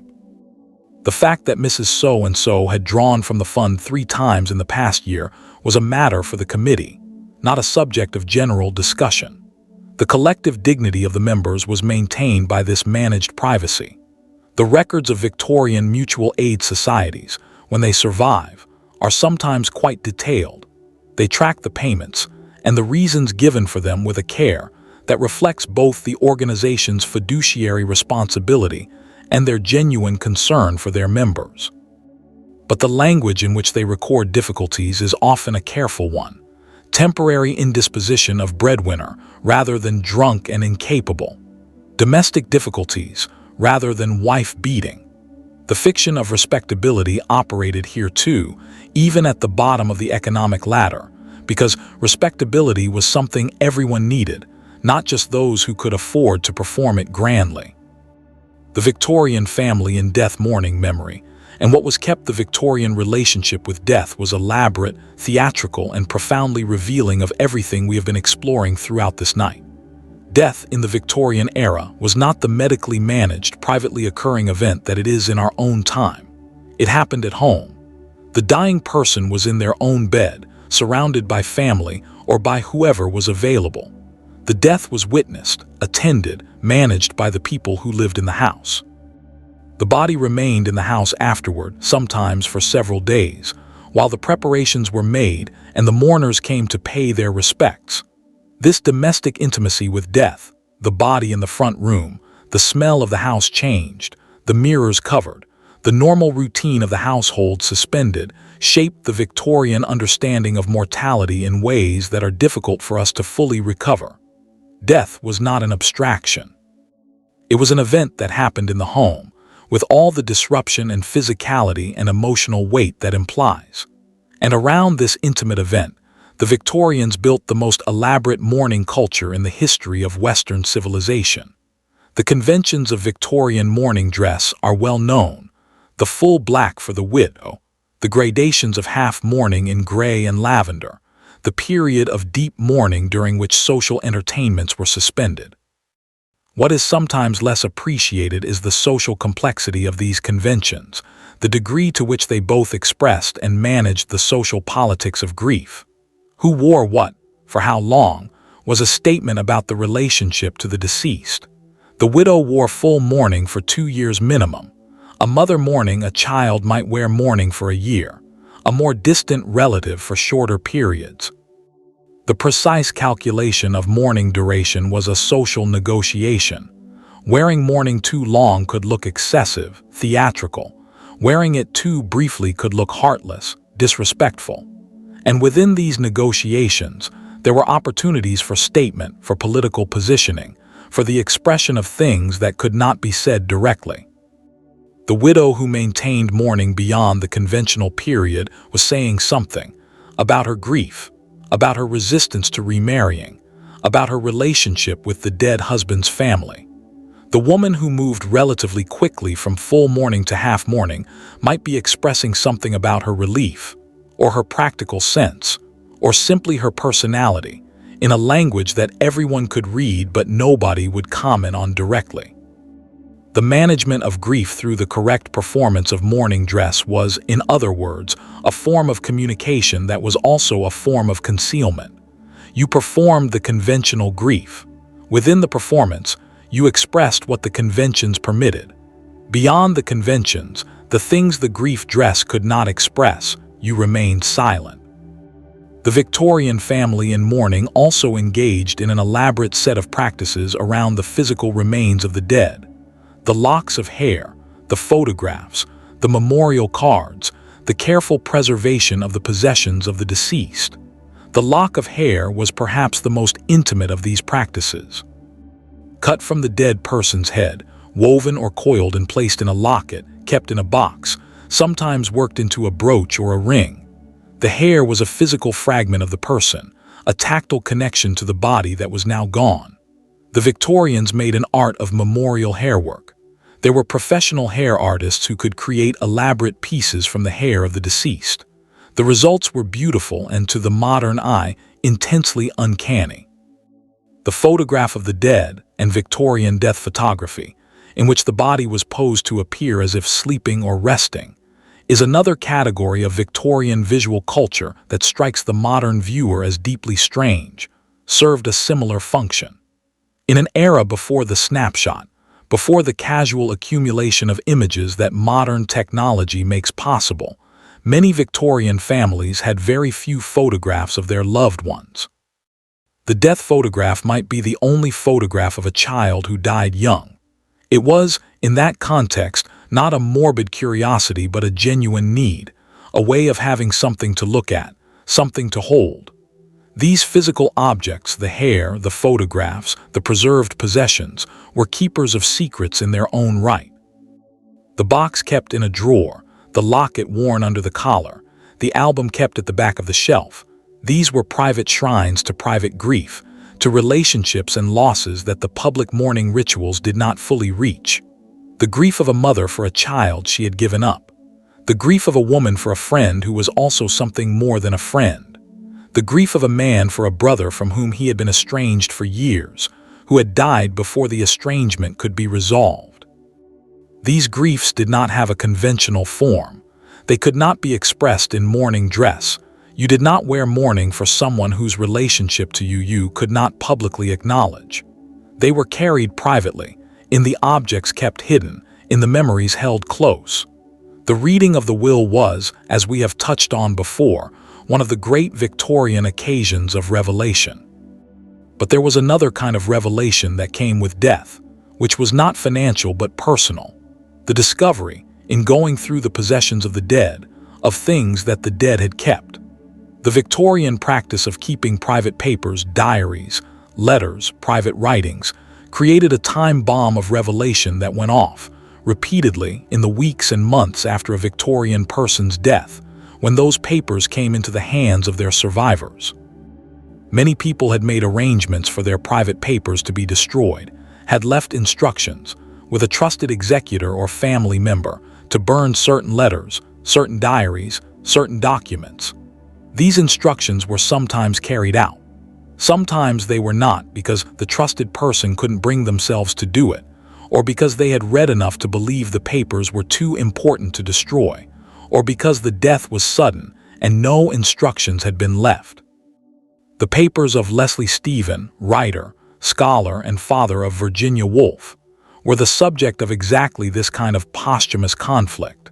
The papers of so many significant Victorians were subject to similar negotiations, similar decisions about what could be revealed and what must be concealed, even after death. And in ordinary families, in the non-famous households of ordinary Victorian people, the same drama was played out on a smaller scale, with perhaps greater immediate human consequence and rather less historical attention. The husband who discovered, going through his wife's bureau after her death, that she had kept every letter from a correspondent he had not known about. The adult child who discovered, clearing out the attic of a deceased parent, the diary that revealed a private life entirely invisible to the family. The executor who found in the locked box the thing that changed what they thought they knew about the person they were grieving. These discoveries happened. They continue to happen when Victorian houses are cleared and Victorian possessions are examined. Every few years, a new story emerges about the discovery of a Victorian diary in an attic, a collection of letters in a trunk, a document that illuminates some corner of a family's or a nation's history. These are not coincidences. They are the predictable result of a culture that kept things, that maintained physical records of its private self, that wrote down the truth in places where it hoped the truth would be safe. The truth has a way of lasting the keeping. The new woman and her discontents change, resistance, and the approaching century we are, in terms of the Victorian era, approaching its later decades now. The 1880s, the 1890s, the years that historians call the fin de cycle, the end of the century, with all the anxiety and exhilaration that phrase implies. Something was changing in the Victorian world. Multiple things, in fact, the pace of change in these final decades was remarkable, and it was felt at every level of society. The new woman was perhaps the most visible cultural symbol of that change, and the most contested. The term "new woman" entered general usage in the mid-1890s, initially as something of a satirical label, a way of mocking and containing women who were pushing against the limits of Victorian femininity. The cartoonists of Punch magazine had a field day. The new woman was depicted as mannish, bicycle riding, cigarette smoking, frighteningly educated, contemptuous of marriage and domesticity. She was a figure of both fear and ridicule, which is always the sign that the thing being ridiculed is being taken seriously. The real new women, the actual women who corresponded to the cultural figure in various ways, were considerably more varied and considerably less easily reduced to the cartoon.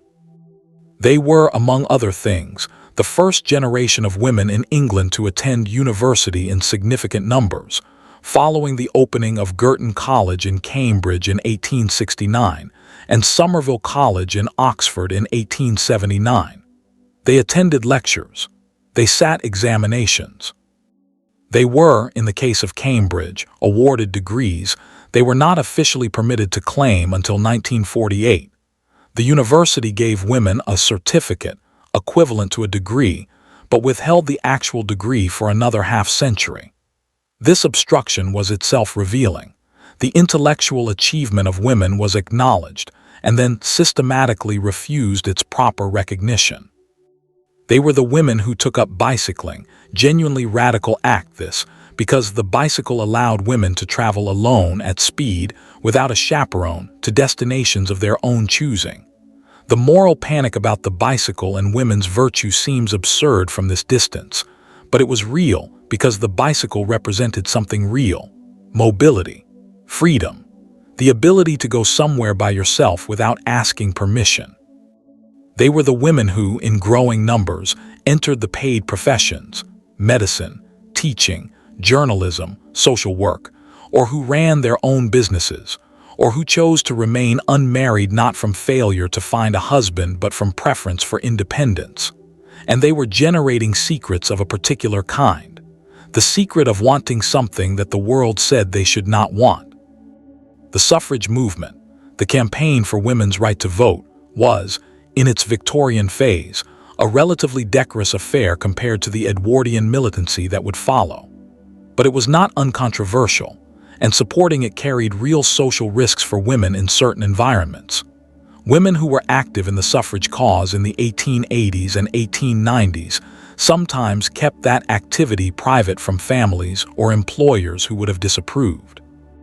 The married woman whose husband was opposed to women's suffrage might attend committee meetings without telling him. The daughter whose father was a committed anti-suffragist might contribute to the cause from her own small income without his knowledge. The teacher whose employer disapproved of political activity by women might do her organizing in her own time, carefully. These were not dramatic conspiracies. They were simply the practical management of a conviction in a world that did not share it. But they were, in their way, significant, because the woman who kept her political convictions secret from the men in her life was performing in miniature the same act that the suffrage movement was demanding at the macro level, an assertion that her mind was her own, that her judgment was her own, that the question of what she thought and believed was not determined by what the men around her thought and believed. The secret was the early form of the freedom. Oscar Wilde was tried and imprisoned for gross indecency in 1895. The trials, there were 3 of them, a first that ended in a hung jury and a retrial that ended in conviction, were one of the defining public events of the late Victorian era. We are not going to retell the story of Wilde's trials at length in this night's narrative. It has been told and retold, and told well. What we can observe, from our position in the long history of Victorian secrecy, is what the Wilde trials revealed about the nature of the secret and its relationship to Victorian society. Wilde's relationships with men had not been secret exactly. They had been conducted in a social world, a specific artistic and bohemian social world, a particular London milieu in which they were known. There was a shared understanding in this world that Wilde was what he was, and the management of that knowledge was achieved through the same mechanism we have seen operating throughout this night. The collective agreement not to say what everyone knew. The legal proceedings ended that agreement catastrophically by forcing the knowledge into a public forum where the rules of polite Victorian collective amnesia did not apply. The consequences for Wilde are well known: imprisonment, exile, early death. The consequences rippled far beyond Wilde himself. The trials sent a signal through the entire social world of Victorian England, a signal about what the limits of managed secrecy actually were, about what happened when the thing that everyone knew but nobody said was forced, in the most brutal possible way, into direct statement. Many men, and some women, who had been living their lives within the managed privacy of the shared secret drew in very much more tightly after 1895. The informal latitude that had in certain circles been available contracted sharply. The cost of the secret's exposure had been made dramatically clear, and the secrets became more rigid, more carefully maintained, more frightened. This is the other side of the Victorian architecture of secrecy, not just the freedom that the performance made possible, the backstage space that the front stage performance created, but the violence of what happened when the performance failed, the lives destroyed by exposure. The people ruined not by anything they had done in any real ethical sense, but by the collision of their private reality with a public framework that could not accommodate it. The Victorian culture of secrecy was not, ultimately, a neutral force. It protected some people and destroyed others. It created space for human complexity, and it also created the conditions for devastating exposure. Its moral character depended entirely on what it was concealing, and why, and what happened when the concealment broke down. And yet the new woman was cycling through the parks, and the suffrage committees were meeting, and the universities had opened, and the world that the 1890s were building was not the world that 1837 had been born into. The Victorian century was ending, and something was beginning that was not quite yet named. The secrets of the Victorian family would not all end with the century. Many of them would persist well into the 20th century. Many of them persist in various transformed forms today. But the culture that had generated them, that particular combination of intense respectability and intense secrecy, That very specific architecture of performance and its backstage was changing. The Edwardian world that followed would inherit the Victorian structures, use them for a decade or two, and then watch them shattered along with so much else by the catastrophe of the First World War. But that is another night's story. For now, we are still in the Victorian world, still in the long century. Still in the houses with their heavy drapes and their carefully arranged photographs, and their servants moving quietly through the early morning and their families sleeping in their separate beds in their separate rooms, each carrying their separate knowledge of what the family actually was, behind the face it showed the world. Still in the house. The night is not over yet. The photographs, testimony, images, identity, and the Victorian art of self-presentation photography arrived in the Victorian era, and the Victorians understood immediately that it was revolutionary. The daguerreotype was announced to the world in 1839, 2 years into Victoria's reign. The wet collodion process of the 1850s made photography more accessible. By the 1880s, with the dry plate and the beginning of what would become the Kodak camera, photography was becoming something that ordinary middle-class families could participate in, not just commission from studios. By the 1890s, the snapshot was arriving, the casual, informal, unposed image that would eventually transform how human beings understood their own visual record. But for most of the Victorian era, photography was a formal affair.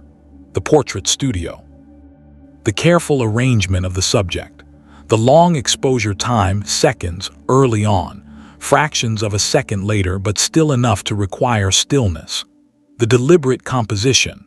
The photographic portrait was, like everything else in Victorian life, a performance. And like all Victorian performances, it was constructed to say something specific. The Victorian family photograph, the formal group portrait, the individual studio carte de visite, the family album that occupied a prominent place on the parlor table, was a document of social identity. The clothing said, "We are of a certain position." The composition said, "Here is the family in its proper hierarchy, the father seated, the mother beside him, the children arranged around them." The expression said, "We are a serious, respectable family who understands the gravity of being recorded." The Victorian reluctance to smile in photographs was partly technical. The early long exposures made smiling genuinely difficult, but it was also ideological. Smiling was considered undignified, frivolous, unsuitable for a document of such permanence. And yet, within this formal framework, within this carefully managed image, Victorian people communicated things that the official content of the photograph did not contain. The hand placed on a friend's shoulder, the slight turn of a body toward one person rather than another, the expression that is almost a smile, contained but present, the way two women in a group photograph lean toward each other with a particular quality of ease, the way a man's hand rests beside his wife's without quite touching it. These are the things the body says when it is supposed to be holding still for the camera, the things that slip past the management of the self-presentation. The involuntary truths. Victorian photograph albums, when you examine them carefully rather than just glancing at the surface, are full of these involuntary truths.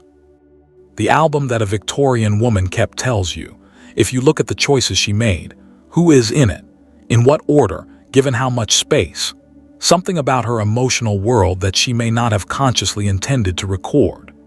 The carte de visite, the small visiting card-sized photographic portrait that became enormously fashionable in the 1860s and 1870s, introduced a whole new dimension to Victorian self-presentation.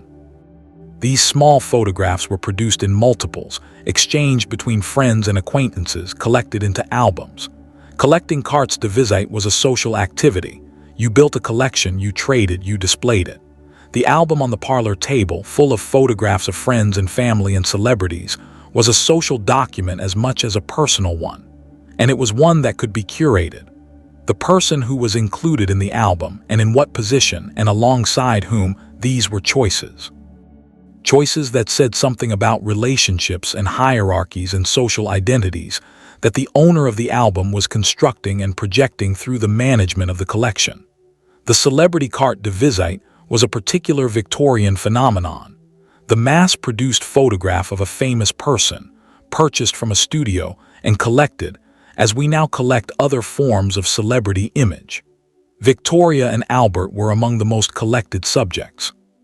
But actors and actresses, athletes, politicians, authors, all were available as cartes de visite, all were collected and displayed.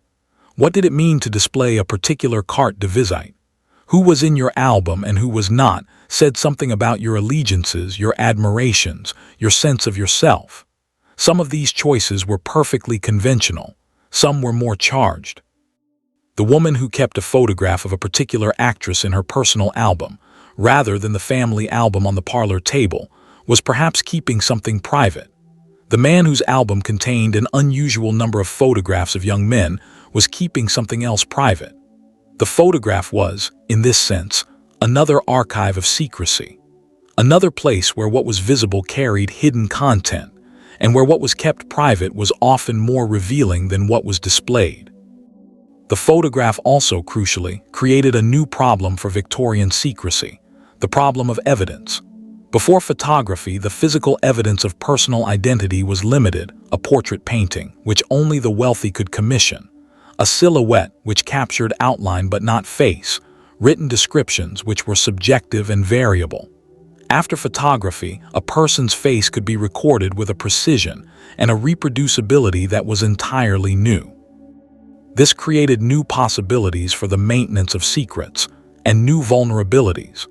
The woman who had given up a child could, if she kept a photograph, maintain some connection to the child's face over years and decades of separation. The immigrant who had left family behind could send and receive photographs that compressed the distance, made the absent face present in some form.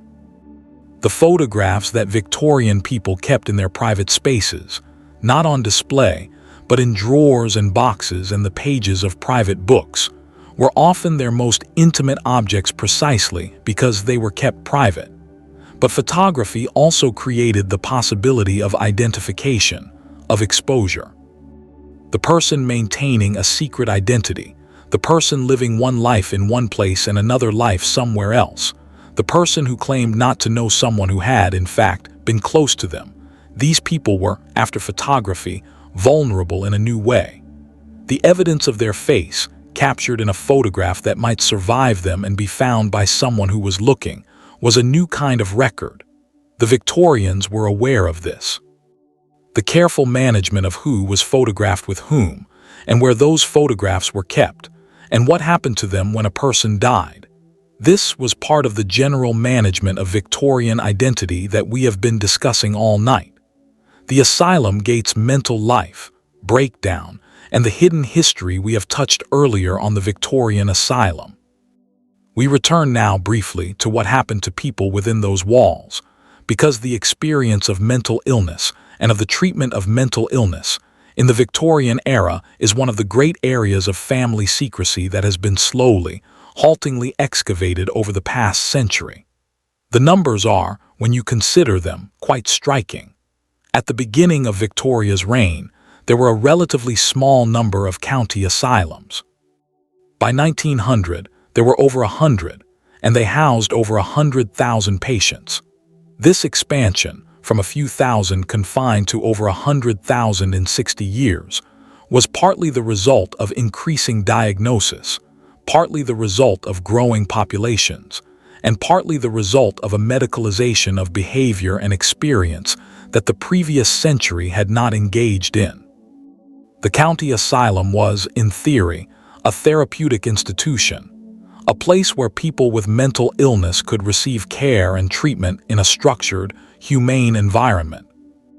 The great reformers of the early Victorian period, people like the Tuke family at the York Retreat, had genuinely believed in the possibility of moral management, treating the mentally ill with kindness and structure, engaging their capacity for reason rather than restraining their bodies, and thereby restoring them to something like functional life.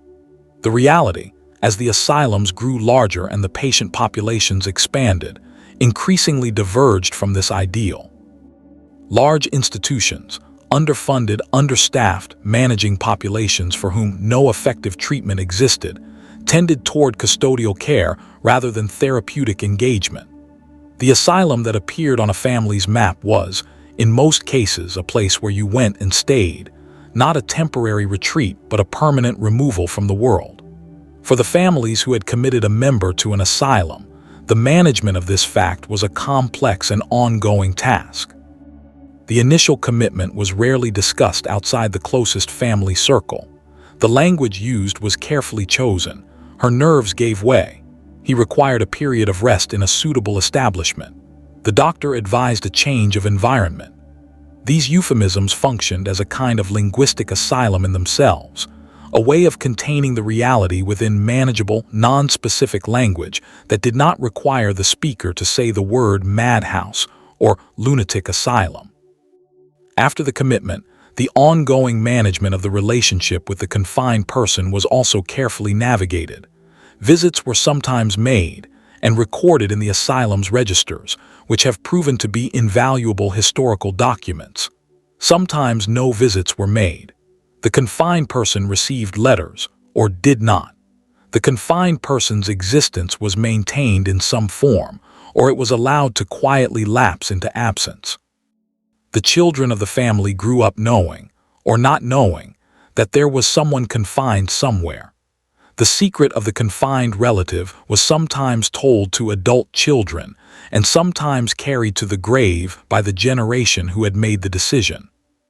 The adult child who discovered, in going through a parent's papers, the correspondence with an asylum, the letters, the medical certificates, the occasional communication from the confined person themselves, was uncovering something that had been hidden from them for their entire life. What these discoveries felt like, and there are memoirs, there are letters, there are accounts, was typically a mixture of grief, anger, confusion, and a profound retroactive reorganization of family history. The story of the family, the understanding of parents and grandparents, and the dynamics that had shaped the family culture suddenly required a complete rereading in light of this new information.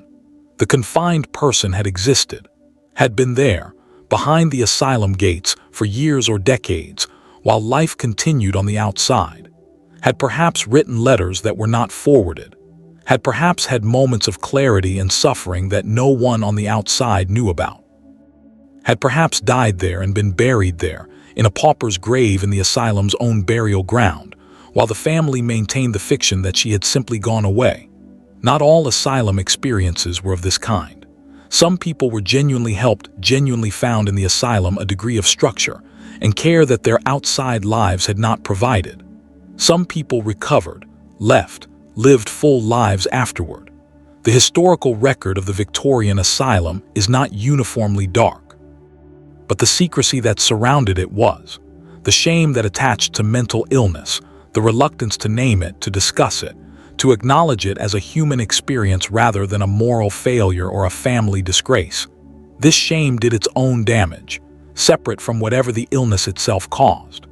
The secret of the confined relative was, in many Victorian families, a wound that never healed because it was never acknowledged as a wound, and we carry it still in some forms. The stigma around mental illness, though enormously reduced from its Victorian forms, has not disappeared. The family that cannot quite talk about the member who had a breakdown, the history that is managed and edited rather than simply told, these things persist in more muted forms into our own time. The Victorian asylum may be gone. The Victorian silence about mental suffering is not entirely gone. The garden and the street, public space, private thought, and the geography of Victorian freedom, we have spent this long night primarily indoors, in the parlor, the nursery, the servants' hall, the sick room, the study. We have moved through Victorian domestic space with the care of people who understand that the walls talk and the silence has content. Let us step outside for a moment. The street was, in Victorian cities, a profoundly public space, more genuinely public than the street is now, in the sense that it was the primary shared space of a city that had not yet been subdivided by the car, by private transport, by the technology that allows you to move through a city in an entirely private bubble. The street was where everyone went. The rich in their carriages, the middle classes on foot, the working classes at work and at rest, the children playing, the costermongers selling, the cab horses patient at the curb, the omnibuses crowded and slow. The street was the common ground that all these separate lives shared, whether they wanted to or not. And for women in particular, the street was a contested space. The respectable Victorian woman in a city, in London especially, navigated the street with a set of spatial conventions as complex as any drawing room protocol. There were streets she could walk on, and streets she could not, in the sense that to walk certain streets alone, at certain hours, was to make a statement about your social identity that would immediately be interpreted as indicating you were not a respectable woman. The geography of Victorian urban space was, in this way, another form of architecture designed to make certain things visible and certain things invisible. The East End and the West End of London were not just economic categories. They were moral categories. In the Victorian imagination, the space of respectability and the space of its opposite, separated by a relatively short distance but an enormous symbolic gap. And yet the street was also, for Victorian women, a space of freedom of a kind that the indoor world did not provide.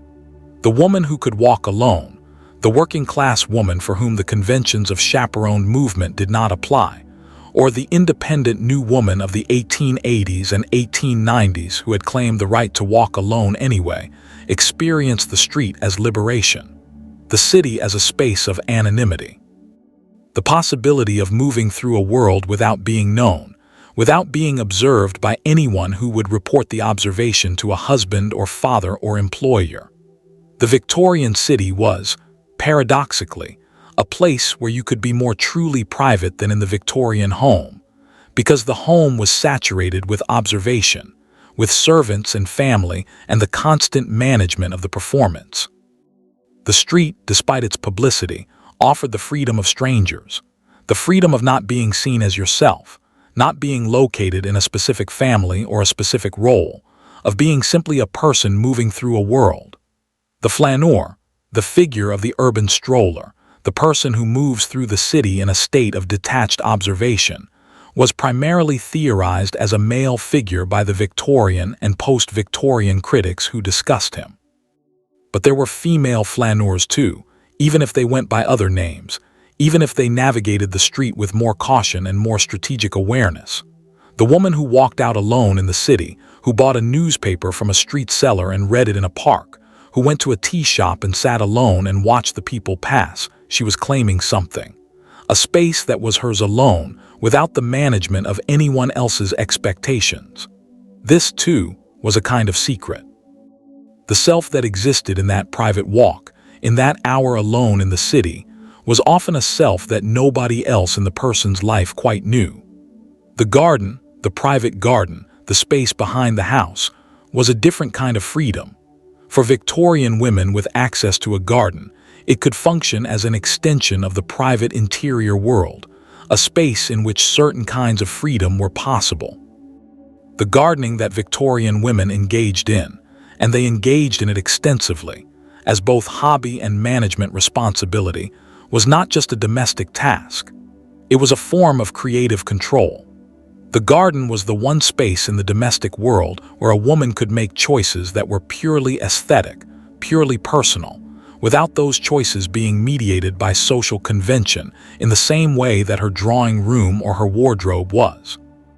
The garden at Sissinghurst in the 20th century, but rooted in Victorian sensibilities, created by Vita Sackville-West, is the most famous example of this tradition.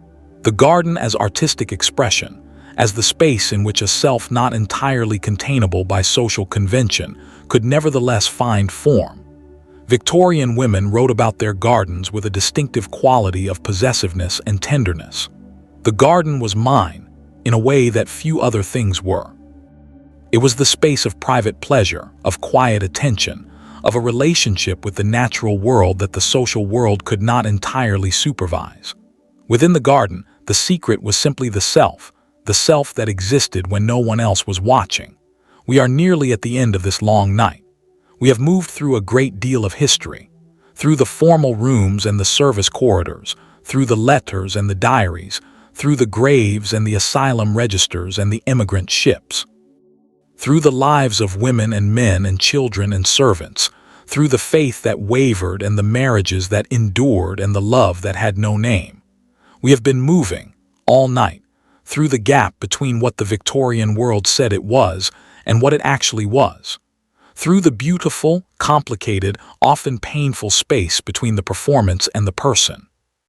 Before we close this night's journey, let us spend one last chapter on the thing that holds all of it together, the thing that made all of these secrets possible and made all of them, in some sense, necessary. What holds a secret the architecture of silence and the geography of kindness? A secret requires at least two things. It requires someone who knows it, and it requires someone who does not. But between those two people, between the keeper of the secret and the one kept from, there is almost always someone else, a third party, a person who knows or suspects or half knows and who has made a decision, conscious or not, to manage what they know in a particular way. That third person is the one we have been meeting again and again throughout this night. Martha, the housemaid who heard things in the quiet house and chose what to do with what she heard. Eleanor Hartley's sons, who found letters in a bureau after their father's death and had to decide what to do with the information they contained. The niece of the butler, Mr. Sayers, who wrote down what he told her in her notebook in the 1920s, preserving the secret long after everyone involved was dead. The archivist who cataloged Martha's diary in 2011 and recognized its significance. You, perhaps, reading this one night when sleep is slow to come, and thinking about the secrets in your own family, the things that everyone knows and nobody says, the gap between the story you were told and the story that was happening. The Victorian secrets we have been exploring tonight were not simply expressions of hypocrisy or prudishness or the particular moral failings of a particular historical moment. They were, most of them, expressions of something much more fundamental, the human need to manage the gap between inner life and social performance. Every human being lives this gap. We all have things we do not say, things we keep private not from shame, but from the recognition that some things belong to us and not to the world. Things we conceal from some people and not others, based on the complicated calculus of trust and relationship and context that we all perform continuously, mostly without thinking about it. The Victorians performed this calculus in a world with different rules than ours, a world that had more rigid categories, more severe consequences for certain kinds of exposure, less space for certain kinds of truth. And so their management of the gap was more elaborate, more practiced, more aestheticized than ours tends to be. They built beautiful, functional systems of not saying, systems that allowed them to live with the gap rather than being destroyed by it. Those systems had costs, real costs. The people who were harmed by confinement, by the naming of them as mad when they were simply inconvenient. The women who carried unacknowledged losses through silent lives. The men who died without having said the things that most needed saying. The children who grew up without knowing their own histories. These costs were real. They are not diminished by understanding the system that produced them. Understanding is not the same as excusing, but understanding is something. It is perhaps the most generous thing we can offer to the dead, the recognition that they were living, complicated, limited, trying people, doing what their world made possible, and that the distance between what they could manage and what we might wish they had managed is largely a matter of when they were born and what the rules were when they got here. Let us end with a small thing, not a dramatic revelation, not a secret uncovered. Just a small, ordinary Victorian moment that has survived because someone kept it. In a cardboard box in an archive in the north of England, there is a collection of letters written between two sisters, Edith and Margaret, between the years 1878 and 1901. Edith married and moved to Yorkshire. Margaret remained in the family home in Lancashire and never married. They wrote to each other almost every week for 23 years. The letters are not famous. They have not been published. A researcher came across them in the course of a larger project and read them, and was so moved by them that she mentioned them in a footnote, and the footnote was found eventually, and now I am telling you about them. The letters are mostly very ordinary. They describe the weather.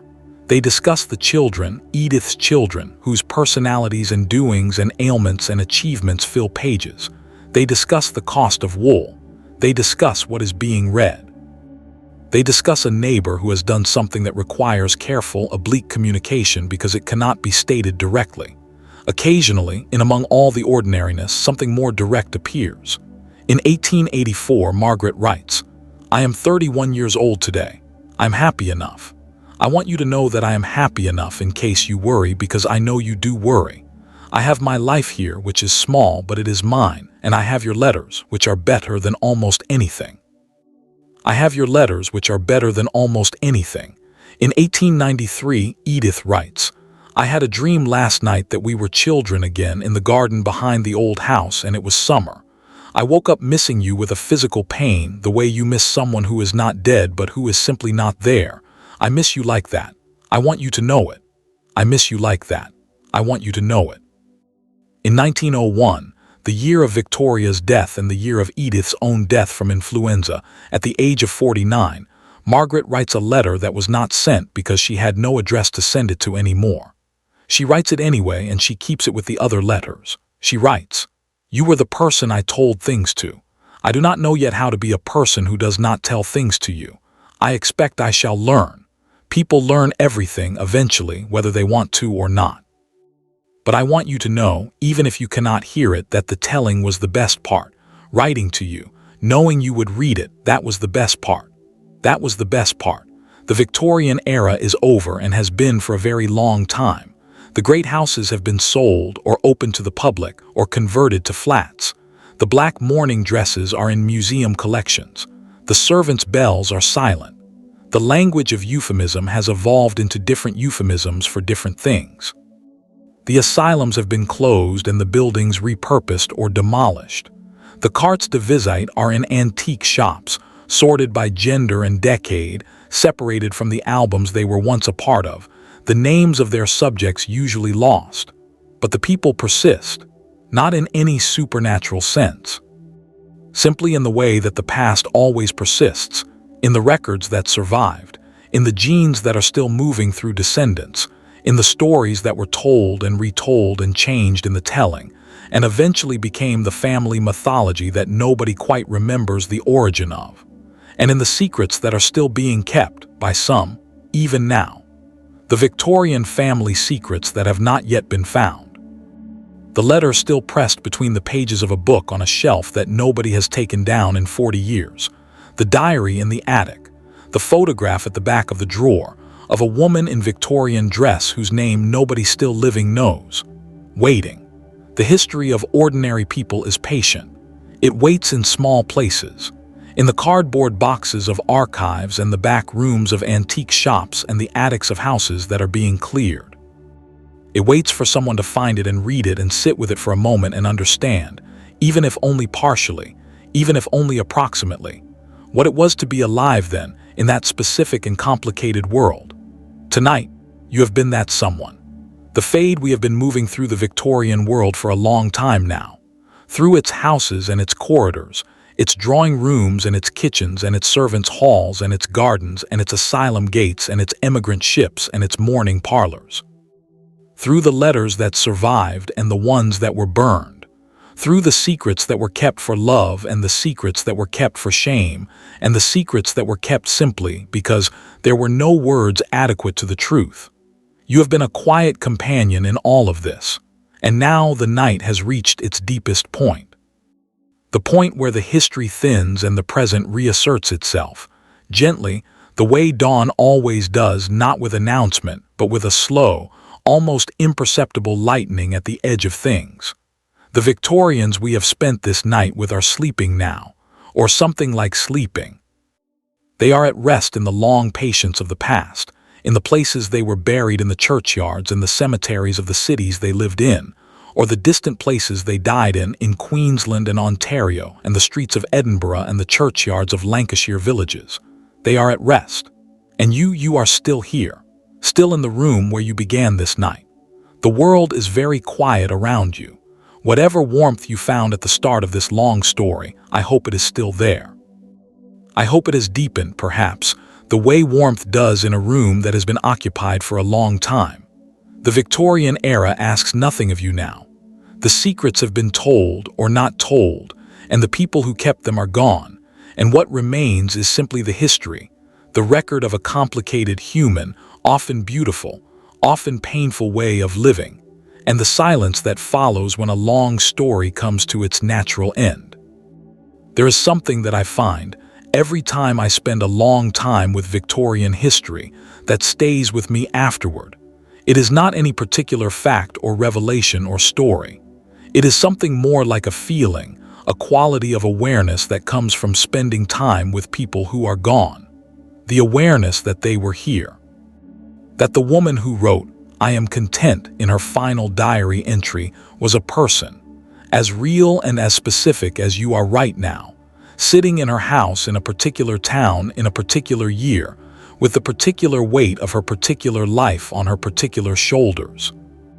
That the butler who replaced the letter in the drawer and locked it and kept the secret for 45 years was a person, standing in a specific room at a specific time of morning, making a specific decision with specific consequences that he lived with for the rest of his life. That all of them, the servants and the mistresses, the confined and the conforming, the emigrant and the one who stayed, the person who kept the faith and the person who quietly lost it, the woman who missed her sister with a physical pain as if she were not dead but simply not there, that all of them were here. Were real. Were alive in the full, complicated, irreducible way that you are alive right now. And they have passed. And one day, very far from now, we will too. And someone, perhaps, will read something we wrote and try to understand what it was to be alive in this particular moment, in this particular world, with these particular weights and these particular freedoms. And they will probably understand about half of it, and mistake the other half. And it will be enough. An even longer pause. The ambient sound is at its very softest. The suggestion of a room in which someone is very nearly asleep. The candles are guttering. The fire has burned down to its last, low warmth. Outside, somewhere very far from here, the world continues in its patient, seasonal way, the slow turning of the year, the gradual return of light to the sky, the movement of clouds above whatever city or landscape is outside your window tonight. The Victorian century is long gone.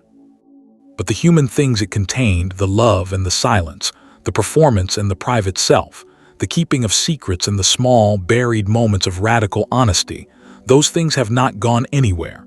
They are in fact all around us always, in every family that has ever tried to maintain a dignified face on complicated private reality, which is every family, which is all of us. Sleep well.